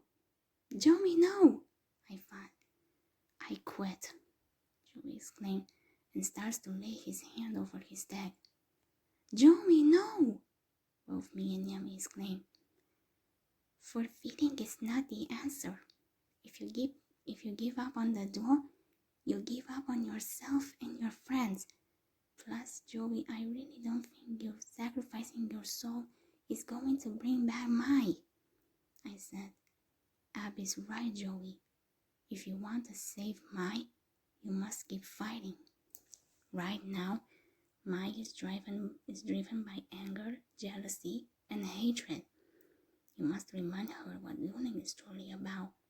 Trust, conviction, and heart. Yami said, You guys are right. I forgot about the heart of the cards. Mai, the duel's still on. And from now on, I'm giving it everything I got. Joey said. Joey draws. It's time to show you what true dueling is all about. Joey said. Don't lose, Joey. Please. I thought. Let me see. Just a minute. Okay, 9. Okay. I just wanted to be sure. Chapter 9. Joey is one lucky cat. Joey versus Mai, Part 3. Abby's POV. Joey is down to 200 life points, while Mai still has 4,000. Well, the good news is that it's Joey's move now, so he's got one more chance to turn things around, Tristan said. But it doesn't matter. No matter what happens, someone will lose their soul, Taya said. Pharaoh, is there some way to end this duel without someone getting hurt? Yugi thought. Yes, but it won't be easy. The seal of Orichalcos has limitations. It can only capture a soul when the duelist loses. Yami thought. I don't get it, Yugi thought. Let's hope Joey does, Yami thought. Third POV. Joey thinks the odds are against him, but it's not over till it's over. First, he has to keep Mai's harpies away from his life points. Then he has to destroy that magic circle. If only he could wipe the seal of Orichalcos off the field. He thinks he might have a card that can do the trick. What has he got to lose? Abby's POV. Joey summoned the Fiend Mega Cyber. But that's a 6-star monster, Mai said. It is, but its effect allows me to summon it without a sacrifice, as long as you have more monsters on the field than I do, Joey said. He attacks one of the Harpy ladies with Fiend Mega Cyber, destroying it and hitting Mai for 400 life points. Tristan cheered. Joey's back in the game, Tristan exclaimed. If Joey wins, we'll lose Mai forever, Taya said. I don't think Joey's trying to win, Yami thought. You think he's losing on purpose? I thought. No, I think Joey has discovered the secret to ending the duel without either of them losing, Yami thought. A tie, Akina thought. Yami nodded his head. Third POV. Vanna's glad to see that Joey decided to go down fighting, but Raphael doesn't care. There's no way that punk's going to win. Abby's POV. Joey sets one card face down and ends his turn. I think your decision to fight means you accepted that we're not friends, Mai said. My, Joey said. And to think that part of me was dumb enough to like you, and now she's long gone, Mai said. Third POV. In the flashback, she remembers Valen taking her to Dart's temple and telling her that her life would never be the same again. She's greeted by Dart, who tells her he's finally come home, and no longer will the outside world feed her loneliness. Mai wants to know who told him so much about her, and he says she just did. It's all in her eyes. She remembers being attacked by Ra and trapped in the shadow run by Mary, where she sees Joey and Yugi walk away from her, not hearing her cries for help. Mai falls to her knees before Dart, telling him that she doesn't want to go back to that place. Dart assures her that she never will, though she called her friends have all turned on her. She deserves more than that. She deserves to be the greatest duelist the world has ever seen. She says she'll do anything, and Dart tells her to surrender her weak side.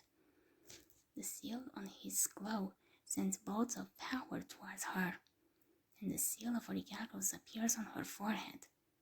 Dart welcomes her, saying that from now on, she serves the Orichalcos. Abby's POV.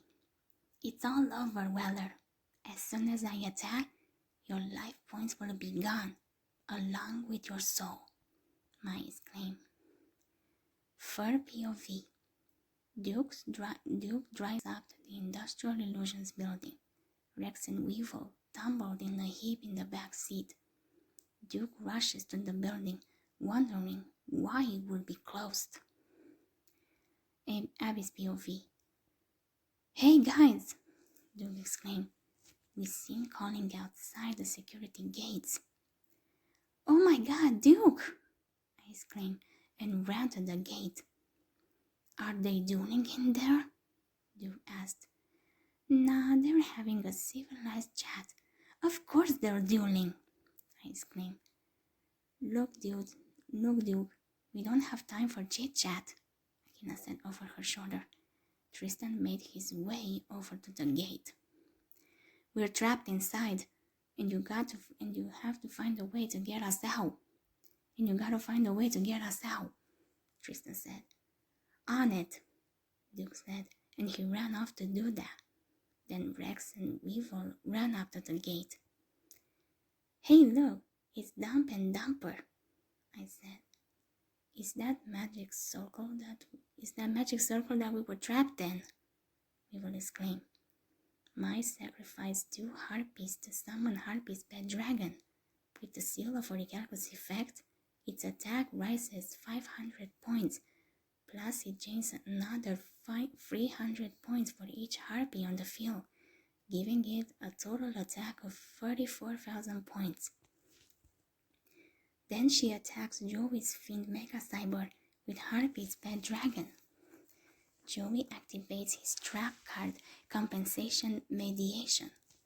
It gets shuffled together with 2 cards from Mai's graveyard. Then Joey will choose one. If he picks his own card, Mai's attack will be blocked. But if he picks one of Mai's, the attack goes through, and Joey will lose the duel. Third POV. Valen says it won't be long now, and Raphael agrees that Joey will never win by playing a game of change. Abby's POV. Mai picks 2 cards from her graveyard, and Joey hands her his trap card. She returns to her side of the field to shuffle them together. After all this time, you're still relying on luck to win your duels, Mai said. It takes skill to play the right card at the right time, but a little luck never hurt, Joey exclaimed. Mai places the 3 cards face down on the field. Joey chooses. It's Joey's trap card. Oh, thank the Lord, I said. He's still in the game, Tristan said. But guys, he's helped Mai too, Akina said. How? I asked. She gets to put the 2 cards she pulled from her graveyard on top of her deck, Akina said. Harpy Lady Phoenix formation and Harpy Sparrow formation, I said. The 2 of Mai's most powerful cards, Yami said. Crap, I said. Mai's turn isn't over. She moves 1 Harpy Lady to her rear defense, leaving Harpy's pet dragon in the front line. Then she plays 2 cards face down. Joey draws, sets 1 card face down, sends a master in defense, then switches Fiend Mega Cyber to defense. For BOV. Meanwhile, Duke's run around to the back of the building and is trying. Duke ran around to the back of the building and is trying the doors, but they're all locked. Abby's POV. You're pretty calm for someone about to lose your soul, Mai said. I've been involved in some pretty insane duels, and I've learned to keep fighting until the last point is gone, Joey said. She started to draw, but Joey activates his trap card, Drop Off, to make her discard her card. Then she activates Trap Jammer, discarding 1 card to cancel out his trap card. Mai completes her draw. It's either Phoenix or Sparrow formation, Akina said. But which one could it be? I asked. Whatever card she pulled doesn't play it just yet.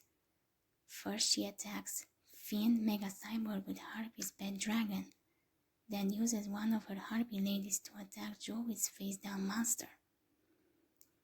It's Fiber Jar, which means that it will cause us both to return all our cards from the field, hand, and graveyard to our decks and draw 5 new cards, Joey said.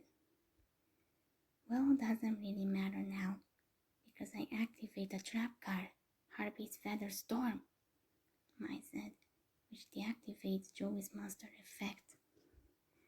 Oh no, this isn't good, I said.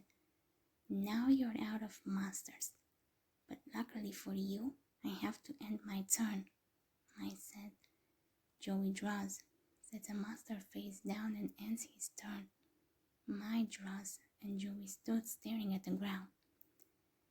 Well, hon, it's all over now, Mai said as she played Harpy Lady Phoenix formation. The wind from its vortex begins to rise. Joey's monster is destroyed, but his life points are unaffected. Joey chuckled.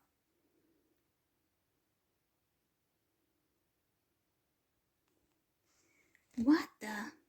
Mai said. My monster was Neko Main King, which has 0 attack points, so I lose nothing. And now you just wasted your best card. And since it was destroyed by a magic card, Neko Main King's effect ends your turn, Joey said. I swear to God he's going to give me a heart attack, I said as I held my heart. I swear he has more lives than my cat, Rex exclaimed. It's your strategy to drag the duel out forever until I forfeit from boredom? Mai asked. Don't worry about my own strategy. Worry about yours, Joey said. For POV. But he knows he's just putting things off as long as he can, until he can figure out a way out of this mess. He knows there must be a card in his deck that can help him. But what is it? He asks the heart of the cards to show him some love, and his deck begins to glow. Joey stares in wonder. Akila's POV. Then Yami's deck also started to glow, and he draws out the glowing card, the Eye of Timaeus. Timaeus, I said. Then Joey and Yami were both surrounded by cylinders of light. My necklace started to glow, like the night where Yugi got Timaeus. Ice Princess, I mumbled. Third POV. Aboard the blue ice white dragon jet, Kaiba's fang of Gradius glows too. Ice Princess POV. 3 glowing balls of light fly into the castle where the statues of the 3 crystal dragons stood. 1 dragon remains. I sigh. Where are they? I asked. Then 2 of the balls of light paused before the dragon. They were Yami and Joey. Finally, I said. Where are we? Joey asked. This, Joey, is the dominion of the beasts, and the sculpture before us is a dragon frozen in time. I said. You see Ice Princess too, right? Joey asked. Yes, Joey. I got a feeling it chosen you. Am I correct? Yami asked. I nodded my head. So what do I have to do? Joey asked. You must remove the sword to awaken the ancient dragon, I said. Joey nodded his head and took the sword. Okay, you are the one. You must release Hermos, I said. Joey pulled out the sword and the great beast came to life. Aquila's POV. My necklace stopped glowing and the guys are back. Joey looked at Yami. Third POV. Joey's wondering if it was just a dream. Aquila's POV. So did Joey get the car? I thought. Yes he did. It could be just what he needs to end the duel. Yami thought. Let's hope so, I thought. Third POV. Kaiba comes to himself in his jet, asking Mokuba if he noticed anything strange. Besides the way you're acting, Mokuba asks, and Kaiba says, forget it. Raphael's orichalcos don't glows. Velen thinks the pharaoh must be behind it. Abby's POV. Make your move, Weller, Mai said. Joey drew. It's awesome. Joey must have drawn the dragon he just released. Yugi thought. Its power is now Joey's, Yami thought. Dragon? What dragon? I thought. You'll see, Yami thought. Joey held the card and laughed. You're about to meet my new friend, Hermos, Joey exclaimed. Chapter 10. So close, yet so far. Joey versus Mai, Part 4. Abby's POV.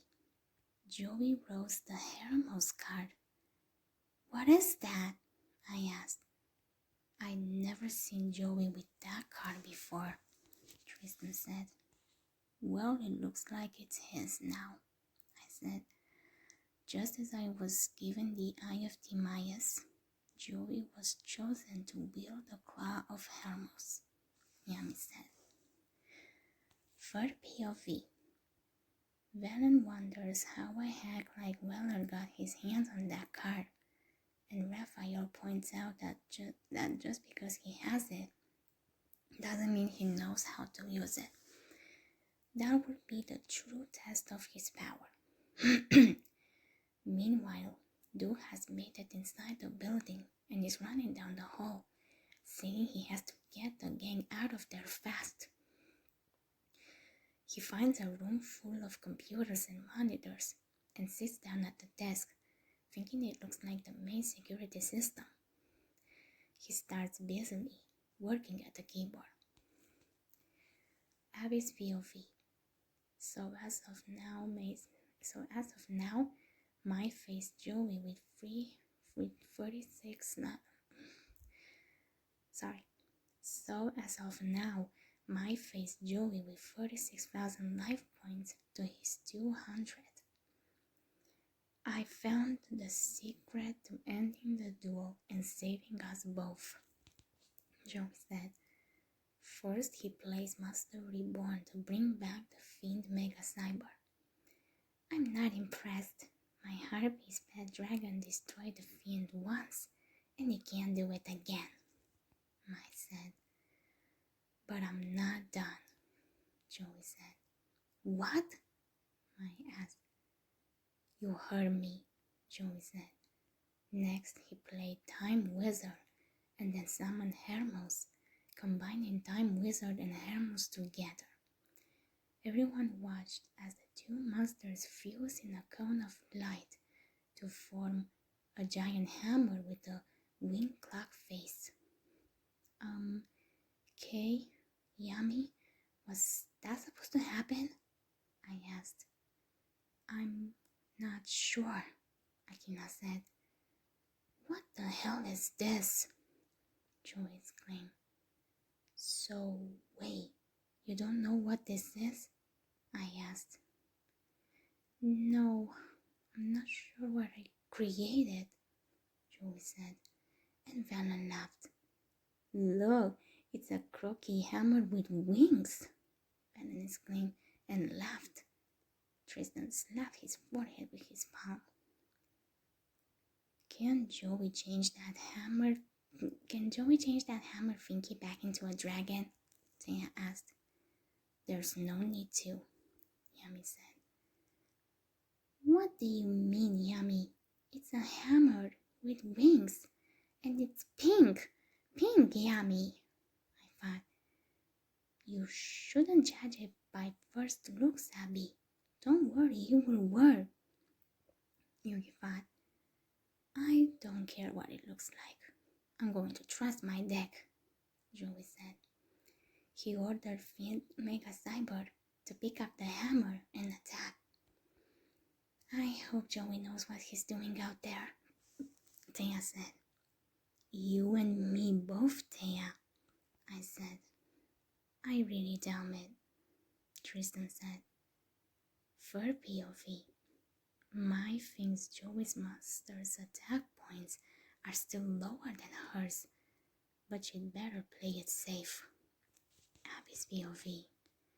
She activates her trap card, Harpy Lady's Barrel Formation, to destroy Joey's monster. My hammer has the power of my dragon and my time wizard, Joey said. The Fiend Mega Cyber pounds the hammer into the floor, and an abyss opens beneath it. Glowing numbers appear on each of my monsters. Harpy's pet dragon is number 1, and the harpies are 3, 2, and 6. So, Abby, have any idea what's going on? Tristan asked. Nope. Hey, King, what's going on? I asked. I don't know, Akina said. Vanna laughed. Thanks for the counting lesson, May. Can we learn the ABCs next?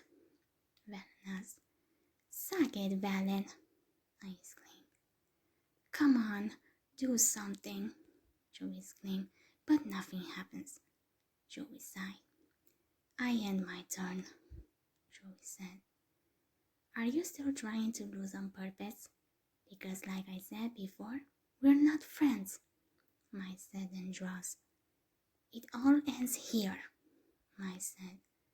But suddenly, her monsters are sucked into the abyss formed by the Hermos Time Wizard hammer. What's going on? Mai asked. Shit, I don't know. Just as confused as you are, Joey exclaimed. Yugi, any ideas? I thought. Well, whatever Joey did must have destroyed my monsters, Yugi thought. But the hole is still there, Akina thought. That means my monsters might return, Yami thought. Mai sits one card face down and ends her turn. Joey attacks her directly with Fiend Mega Cyber, reducing her life points to 14,000. For the POV, Joey hopes she'll forgive him someday. Raphael tells Valen not to worry. They'll get her soul either way. But Valen protests that Mai is one of them. Then Joey sets one card face down and ends his turn. thinking he has to make sure that both their life points reach 0 at the same time. Abby's POV. Mai is holding herself and shaking. I can't lose. I can't go back there. I gave up everything to be a winner and I'll never lose, Mai said. What's happening to Mai? Tristan asked. She's having a PTSD attack, Akina said. I nodded my head. She looks like I did when I was 14.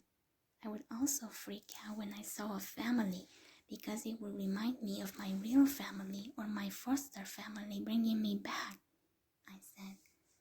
But how did Mai get it? Nothing traumatic happened to her, Taya said.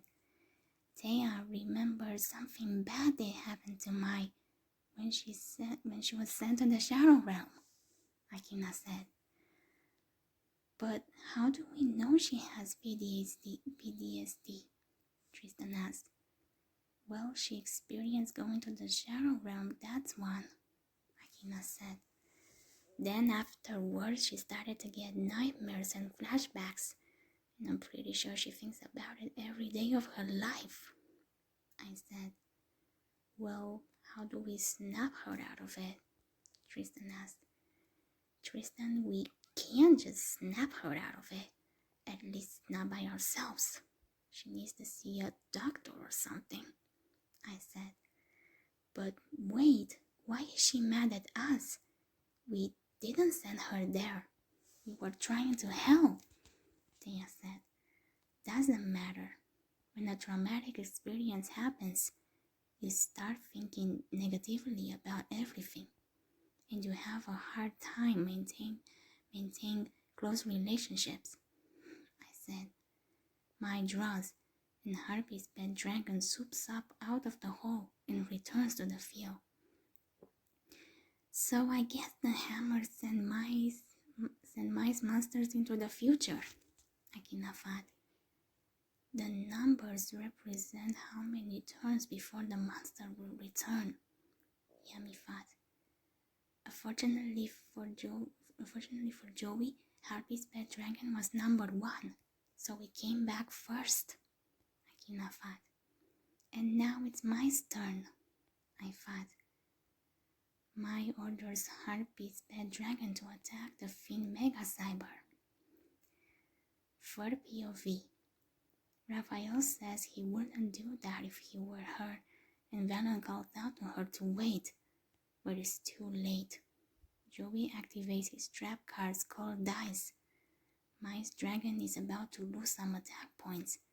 The dice rolls a 2, and Harpy's pet dragon loses half its attack points, lowering its attack to 12,050. It's destroyed by Fiend Mega Cyber, and Mai's life points are down to 450. Now they're almost even. Akina's POV. Mai began to shake again, mumbling that she can't lose. She won't go back to that place. Your friend needs help, I heard a voice said. It sounded like Ice Princess, I thought. Just let me out. I can help her, Ice Princess thought. No, Ice. Remember last time? You're too unstable, I thought. Not lately, and last time was 5,000 years ago, Ice thought. And it was horrible, I thought. Give me one last chance. I promise I won't kill anyone, Ice thought. I sighed. Fine, I thought. Yay, Ice thought. Don't make me regret it, I thought. You won't, I promise, Ice thought. Abby's POV. I looked at Akina. Her hair turned white and her eyes turned ice blue. Akina, you okay? I asked. Akina nodded her head. I'm going to save your friend, Akina said, all weird. She kinda sounded like Ice Princess? Yami asked. Ice nodded her head. But how can you save them? Nothing can break the seal, not even the items, Yami said. I'm not going to use Akina's item, I said. Then how are you? I asked. Don't ask, just trust me, I said. I nodded my head. Okay, I said. I walked up to the seal. What are you doing, girlie? You can't break the seal, Raphael said. Watch me, I exclaimed. For POV. Hey, isn't that the Pharaoh's Knight? Venom asked. Yeah, but something in her changed, and I think Master Darts needs to know, Raphael said. Abby's POV. Ice walks up to the seal. What do you think she's doing? I asked. I don't know, Abby, but hopefully it works, Yami said. Ice's POV. I walked up to the seal. Let's hope this works, I thought. I walked and put my arm through. It worked, everyone gasped. How are you doing that? Venom asked. Don't worry about that, I said. I walked through the seal. Akila, what happened to you? Joey asked. Don't worry about that. I'm going to stop the duel, I said. How? Nothing can stop the seal, Joey said. I'm going to use magic to destroy the seal, I said. You think that's going to work? Joey asked. It has to, I said. Third POV. Raphael, you seen that? She just... Venom said. Yeah, I saw. Master Darts has to know about her, Raphael said. Should we take her to make sure that she doesn't mess with our plans? Venom asked. We wait for Master Darts, Raphael said. What about Mai? Venom asked. She's lost it. She's going to be no use to us, Raphael said. Ice's POV. As soon as I broke the seal, I saw Venom leap from the balcony. Damn it, I said. He had a piece of the orichalcos stone in his ring, which he also used to break the seal. It blowed up, flinging everyone back. Damn it again, I said. When the smoke cleared, Joey was lying on the ground, and Venom was holding an unconscious Mai. Why did you do that, Venom? You betrayed Darts and risked your soul to save some girl, Raphael said. She's not some girl, Venom said. Hey, get your friend out of here, you hear me? I said. Oh, don't worry, we will.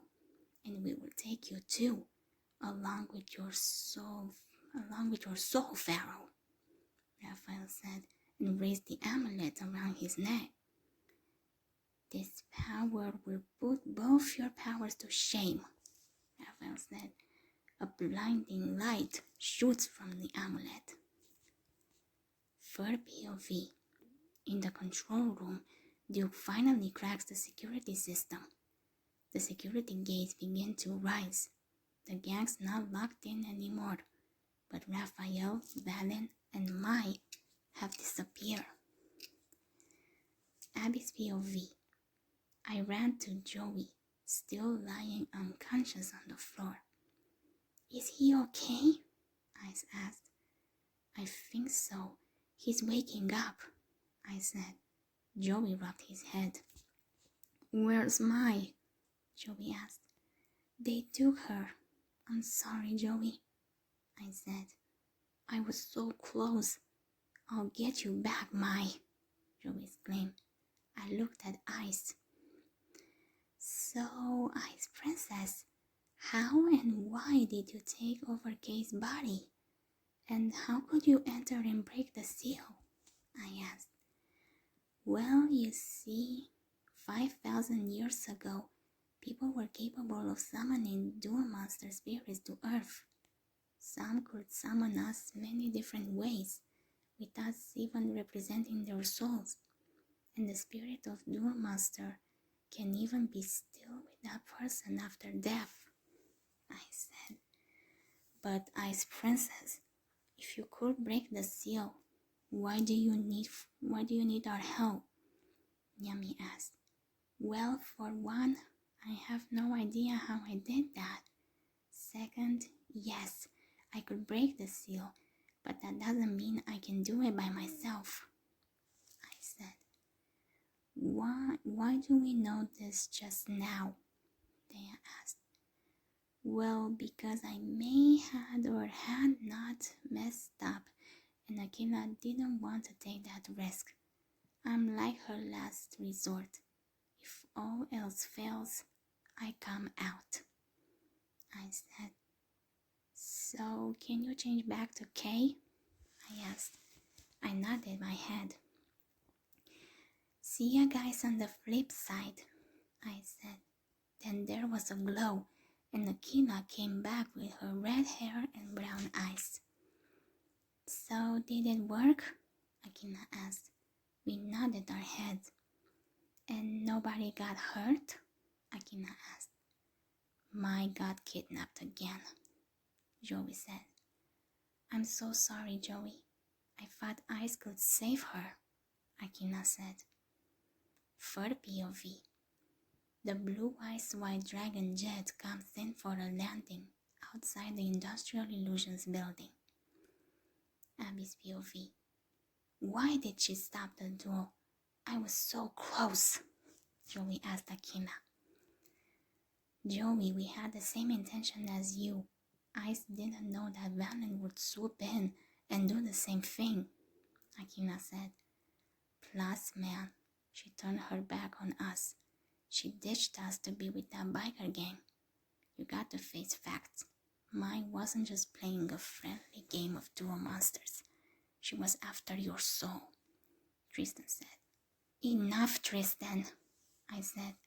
I'm just saying, Tristan said. Then Kaiba and Mokuba walked in. Great, the Jig Patrol, Kaiba said. Oh, great, rich boy, I said. Then Duke runs in. Whoa, it's a party, Duke exclaimed. Oh, look, it's a dweeb convention, Kaiba said. What you want, Kaiba? I asked. Have you seen any sign of Pegasus? Kaiba asked. No, we're too late, Yami said. Mai got to him before we did and took his soul with some Orichalcos thing, Tristan said. Orichalcos? Kaiba asked. Kaiba, have you had any experience with the Seal of Orichalcos card? Yami asked, and Mokuba jumped in. Yeah, my brother just wiped the floor with someone who played it. This duelist pretended to be Pegasus and forced us to go to Duelist's kingdom to duel him, Mokuba said. And then he ran away. So we came there to find some answers. Whoever captured Pegasus is trying to take over my company, and that's unacceptable. And then he ran away. So we came here to find some answers. Whoever captured Pegasus is trying to take over my company, and that's unacceptable, Kaiba said. For POV, Yami remembers that Pegasus said that someone was after him. Pegasus gave Yami a special card and told him to guard it with his life. Abby's POV. Yami pulled out the card. This might be a clue. It contains the image of a key, Yami said.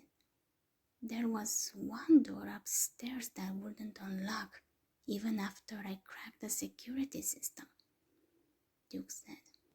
Take us there right now, Kaiba exclaimed. Okay, man, calm down, Duke said.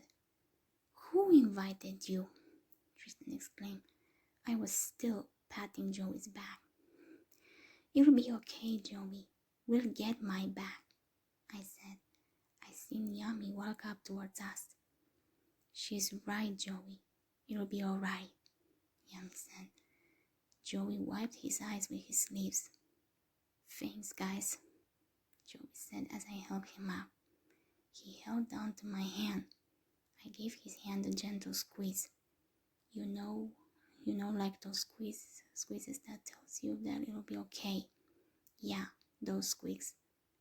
Yeah, those squeezes. So we all head for the elevators.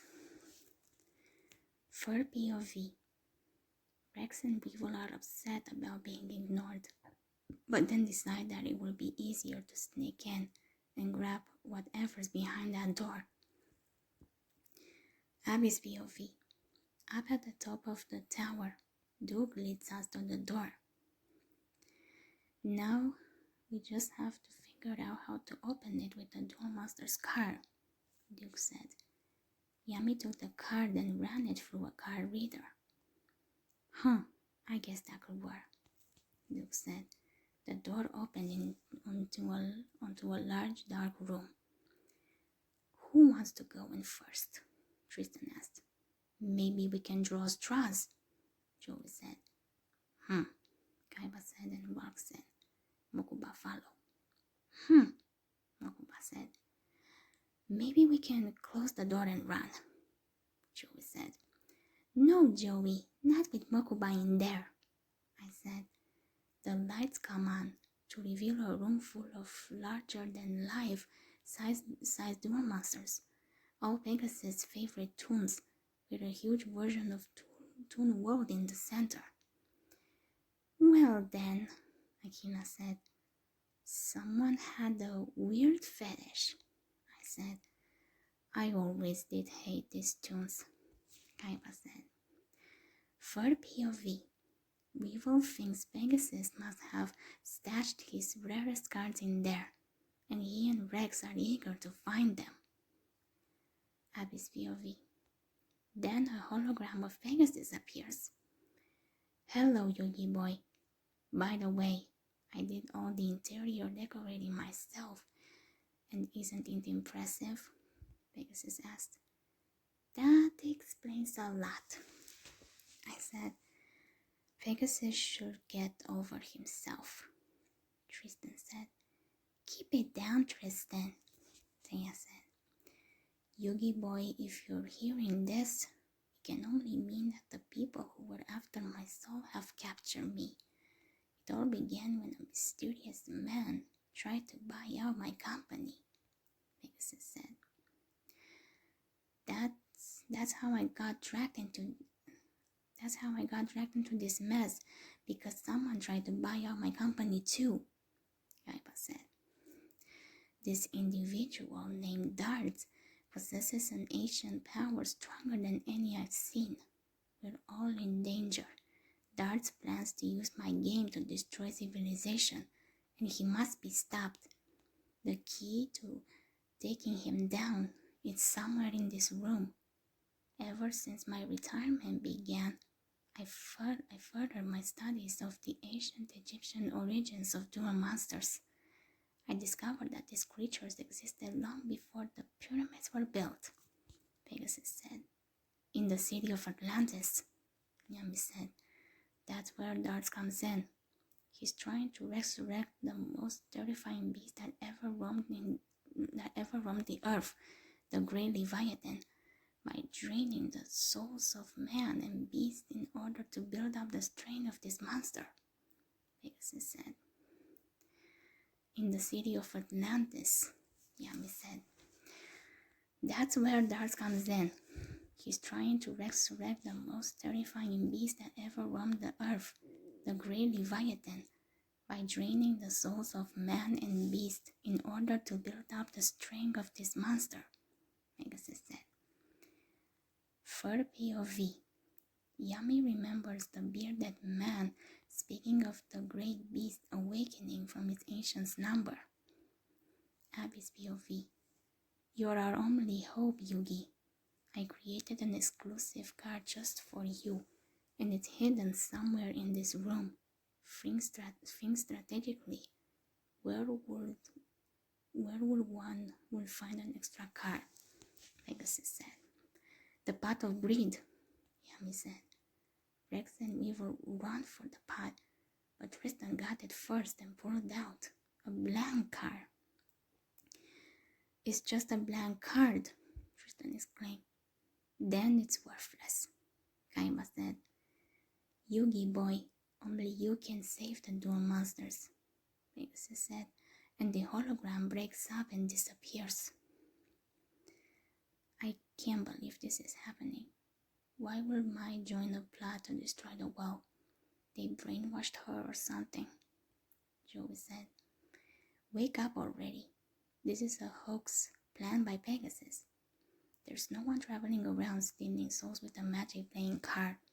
It's the same nonsense Pegasus brought in Duelist Kingdom. I'm convinced Pegasus is just trying to distract me long enough to take over Kaiba Corp, Kaiba said. That's enough, Kaiba. It's not always about you, Yami said. He pulled out the Eye of Timaeus. Where did you get that? Kaiba asked. Same place I got mine, Joey said, pulling out his own Claw of Hermos. And I know that you have one of them too, Yami said, and Kaiba draws the Fang of Critias from his deck. The dragon cards all begin to glow. I believe that the only way to defeat the Leviathan is to use the free cards together. So Kaiba, trust what's inside your heart and join us, Yami said. Kaiba, Yami, and Joey all hold up their dragon cards together. Chapter 11. Why do bad guys go after the grandparents? Abby's POV. Kaiba, Joey, and Yami held up their glowing dragon cards. My mind must be playing tricks on me, Kaiba said. I don't think so, Kaiba. My card is doing the same thing, Joey said. It feels as though the dragons are calling out to us, Yami said. The glow faded and disappeared. Well, that happened, I said. I was told that fate had chosen 3 modern-day warriors to release these legendary beasts, Yami said. Get real, Yugi. I'm the one who decides my fate, Kaiba exclaimed. Kaiba, be reasonable for once. We have to do this as a team, Yami said. I don't do the teamwork thing. I've got a multi-million-dollar company to run, Kaiba said and walked away, with Mokuba trailing after. Well, now what? Akina asked. We don't need Kaiba weighing us down. With Hermos, those hoodlums won't stand a chance, Joey said. I'm glad to see you back to your old self, Joey, I said. Yeah, crying and blaming myself over Mai isn't going to bring her back, Joey said. For POV. Meanwhile, Rex and Weevil are searching the room for more Duel Master cards.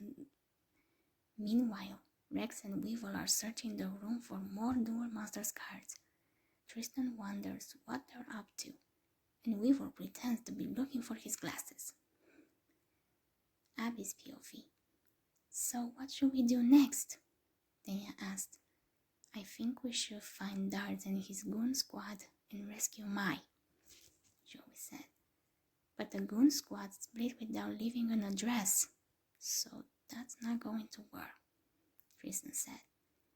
We could just chill out at his place and play a little Dungeon Dice Monsters, Duke said. Wait, Professor Hawkins lives around here. He might have some information that could help us, Yami said. We could just chill out at my place and play a little Dungeon Dice Monsters, Duke said. Wait, Professor Hawkins lives around there. He might have some information that could help us, Yami said. Yeah, he did say he was going back home, I said. But how are we going to get there? Akina asked. We see Kaiba's jet lifting off and ran to the window to try to flag him down for a lift. Hey, rich boy, we need a lift, Tristan exclaimed, but the jet flies off without us. Honestly, there probably wasn't going to be enough from anyways. Probably only enough for him and Mokuba, I said.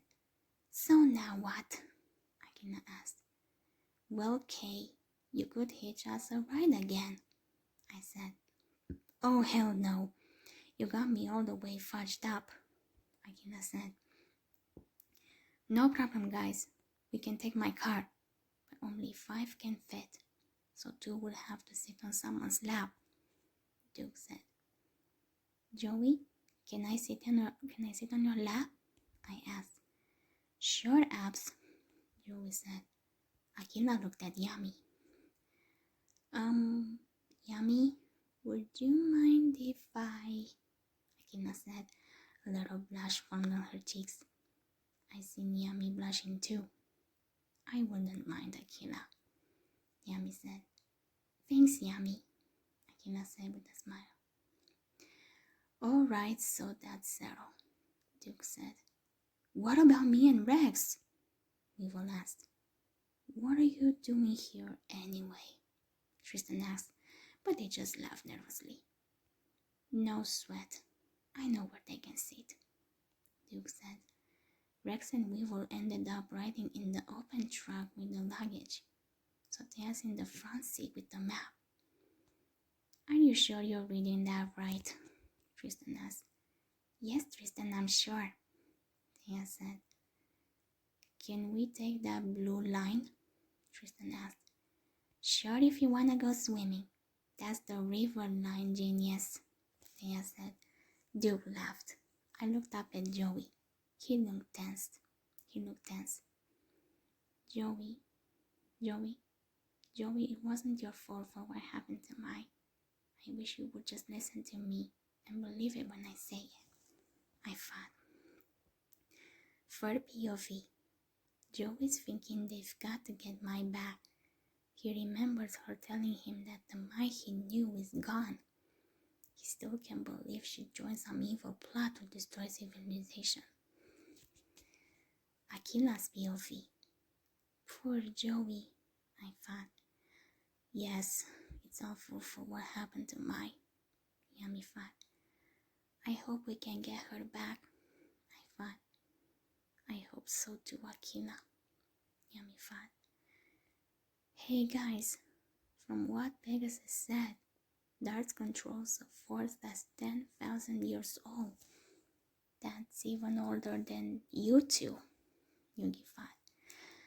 The Orichalcos appears to be more powerful than any magic we've ever experienced, Yami thought. And it runs some people's fears, I thought. It seems to be connected to Professor Hawkins' theory. I hope he can tell us what to do, Yugi thought. For POV. Meanwhile, atop a mesa near the Industrial Illusions building. What were you doing, Valen? I was about to win, Mai exclaimed. Valen and that girl saved your soul, and this is how you repay him? Raphael asked. It looks like Valen got a broken arm or something. Who asked to be saved? Maybe next time he'll butt out, Mai said. Raphael stood up looking grim. You had no idea the danger you were in. That Hermos card is an ancient dragon that can only be controlled by a chosen one, Raphael said. Weller was chosen to have that scrawny butt of his kicked by a real duelist, Mai said, and drives off in a huff on Valen's motorcycle. Hey, that's mine, Valen said. Weller won't escape me this time, Mai said. Valen struggled to his feet. I can't let Mai get hurt, Valen said. Forget about her and focus on the Pharaoh and his little eye, Raphael said. I thought Master Dart said to wait, Valen said. We don't have time, Valen. That night is stronger than we thought. We need to take her out now. Once we get the night out of the way, we can get the Pharaoh's soul. Then the others will fall right into our hands. Raphael said, How do you plan to get the Pharaoh in his night? Valen asked. Don't worry, Valen. My plan is already in place, Raphael said. Third POV. Meanwhile, in a home below a hillside dotted with wind turbines, Professor Hawkins sits at his desk studying the photos from the Atlantic ruins. One image appears over and over, he says. But what is it? Meanwhile, in a home below a hillside dotted with wind turbines, Professor Hawkins sits at his desk studying the photos from the Atlantic ruins. One image appears over and over, he says. But what is it? Outside in the hills, Rebecca is riding her horse, Copernicus, when a helicopter flies overhead. It lands in front of their house, and she's shocked when men in black jump out and kidnap her grandfather. She tries to ride to his rescue, but arrives too late. Then as she turns her horse to follow the helicopter, the house explodes, knocking her and her horse to the ground. A duel monster's cart flutters to the ground beside her, and she picks it up, shouting for her grandpa. Abby's POV. It was nighttime when we pulled up to the ruins of a house. Isn't that? I asked. Rebecca, Yugi said. We looked around at the damage. Professor Hawkins, I called out. Rebecca, Yugi called out. Yugi, Rebecca said. She showed up. Beck, what happened? I asked. My grandfather was taken by these guys. Oh, Yugi, Rebecca said, then flung herself onto Yugi, crying. Don't worry, Rebecca. We'll find him, Yugi said. We went in the professor's RV. Thea was making tea. I wonder who will kidnap the professor, Thea said. It had to be Darts, Joey said. Yeah, I mean, the professor did learn about Atlantis. Darts could have been pissed and told his goonies to kidnap Hawkins, I said. I have an idea. Rebecca, do you still have the stone I gave to your grandpa? Yugi asked. Yeah, Gramps gave it to me to hang on to, Rebecca said. She's wore it on the chain around her neck, and she gave it to Yugi. Maybe that's what Darts is after, Tristan said. So how can we get Hawkins back? I asked. I think we ought to find this Darts guy, break in and rescue Hawkins, Duke said. And how will we find him? They're not in the phone book, Rebecca said.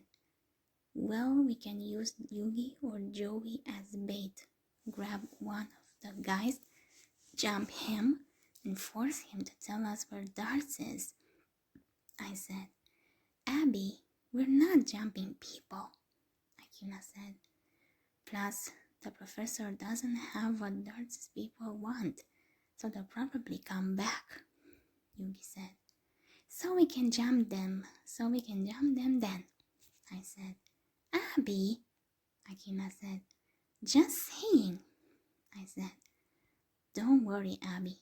I liked your plan, Duke said. I liked your plan too, Duke, I said. Well, if we're going to wait, I want something to eat, Tristan said. I'll whip something up, Joey said. I'm not eating anything you cook, Thea said. Third POV. Duke and Thea get to work cooking dinner, while Tristan sets the table and Joey raids the refrigerator, coming up with a mouthful of sausages. Tristan kicks him in the head, telling him not to eat that. Then he wonders where Rex and Weevil went. Rex and Weevil are searching through the ruins of Professor Hawkins' house, looking for rare cards. Rex thinks he's found something, but it's just a deck of playing cards. Weevil urges him to keep looking, but Rex says the old guy doesn't have any rare cards. He's a professor, not a duelist. They complain about how hungry they are. Then they hear something and look over the ruins to see Yugi, Abby, Akila, and Rebecca, who've gone outside to talk. Abby's POV. "What's wrong, Becca?" I asked. "I'm scared," Rebecca said. "Don't worry, Rebecca. We'll find your grandpa," Yugi said. "That's not all. He gave me this with a letter," Rebecca said. Then she showed us the card she found. It came with a note to Yugi from Raphael. "Come to Death Valley if you want to see your friend again. Raphael." I cannot read. "How far away is Death Valley?" Yugi said. "It's about an hour by Duke's car," Rebecca said. "I have to go alone," Yugi said. "Why?" Rebecca said. "I've put you and your family in enough danger already," Yugi said. "It's not your fault," Rebecca said. "No, I'm the one they want, and you'll be safer there. Girls, please don't tell the others where I'm going," Yugi said. "Why?" Rebecca said. "Yugi," I said. "I don't want them to follow me," Yugi said. "Yugi, this is not a good idea," I said. "I'm agreeing with Abby, Yugi. This is not good," Akina said. "Girls, please, promise you won't tell the others," Yugi said. "Yugi," we said. "Please," Yugi exclaimed with a pleading look. I sighed. "Okay, I promise," I said. Yugi looked at Akila. "Akila?" Yugi asked. Akila sighed. "Yugi, this is everything that goes against being a knight," Akila said. "I know, Akila, but please give me this chance. I don't want our friends getting hurt," Yugi said. Akila sighed. Okay, fine," Akila said. "Thank you, Akila. I know it's tough, but I need to do this by myself," Yugi said. "You're going to follow him, aren't you?" I thought. "Something like that," Akila thought. Third POV. Meanwhile, Professor Hawkins awakes on the floor of a shed. Raphael, standing in the doorway, tells him he must forget everything he's discovered. The professor protests that those rumors are part of history.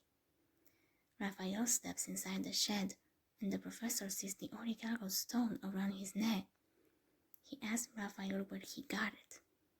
Raphael tells him he's too curious for his own good, and warns him again to forget his research.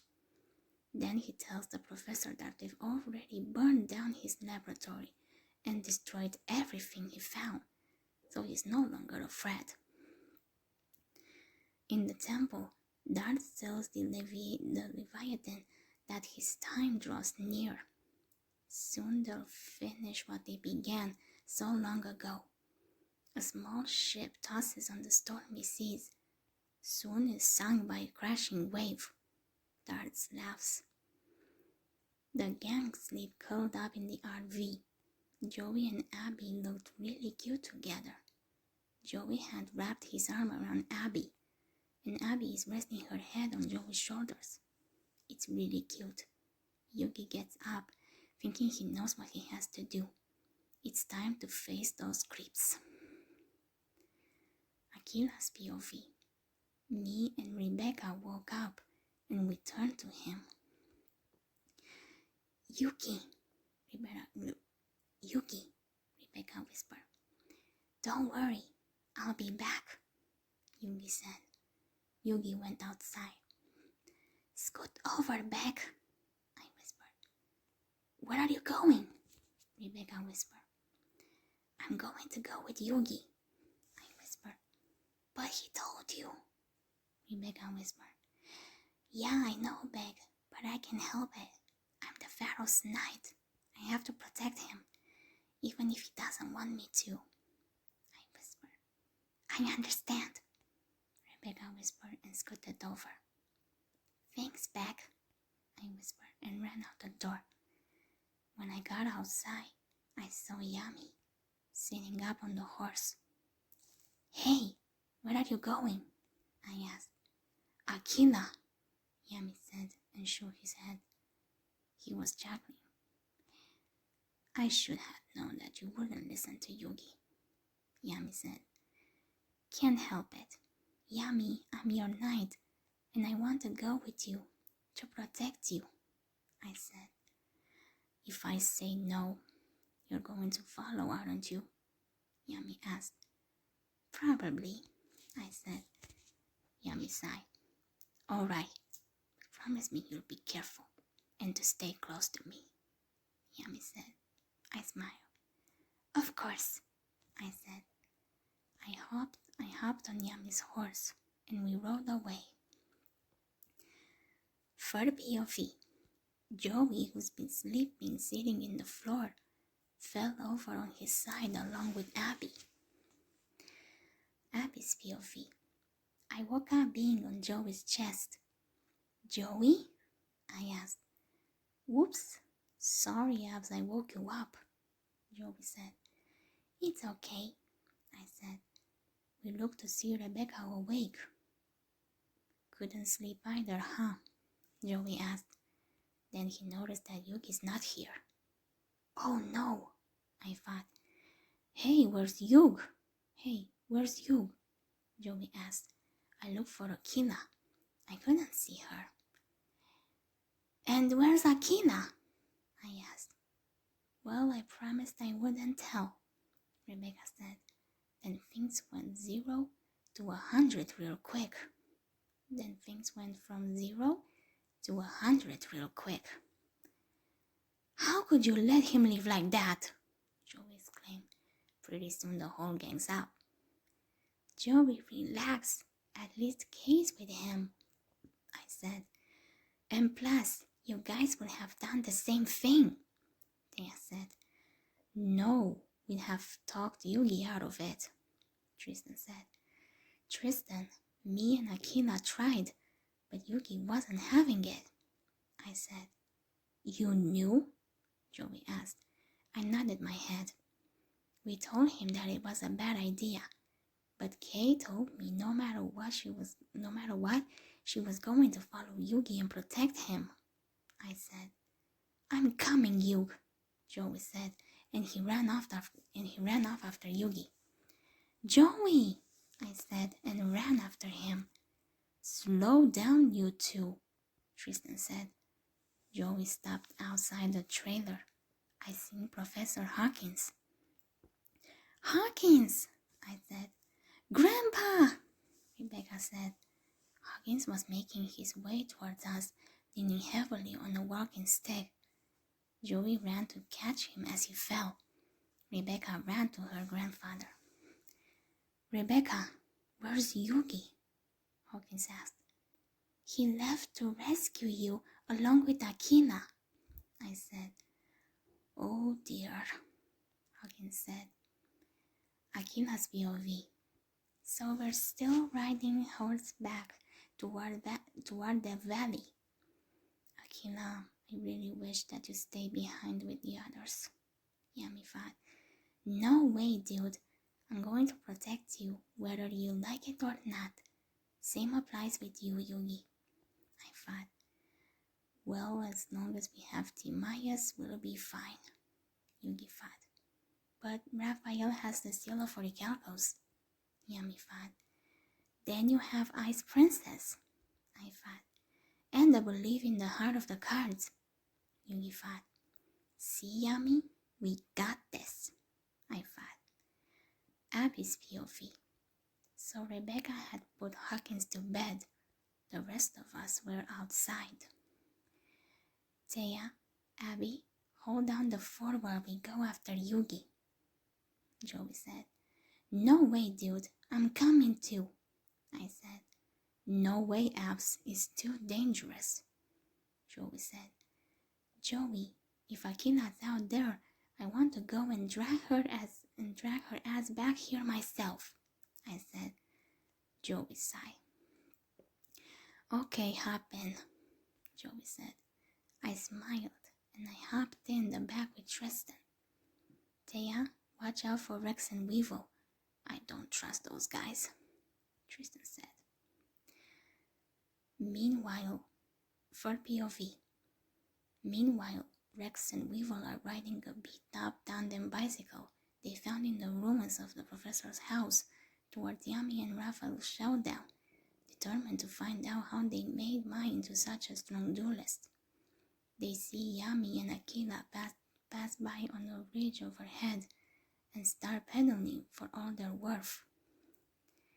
Rebecca sat at her grandpa's bedside with the ties of friendship card in her hands, urging Yugi to be careful. In the car, Joey tells Yugi to hang in there. They're on their way.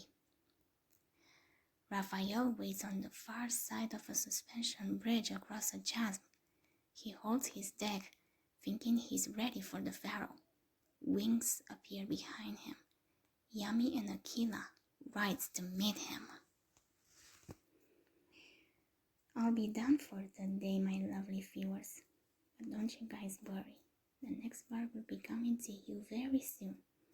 If you guys enjoyed it, don't forget to subscribe, hit the like button, and turn on the notifications. I'll see you guys soon. Bye, guys.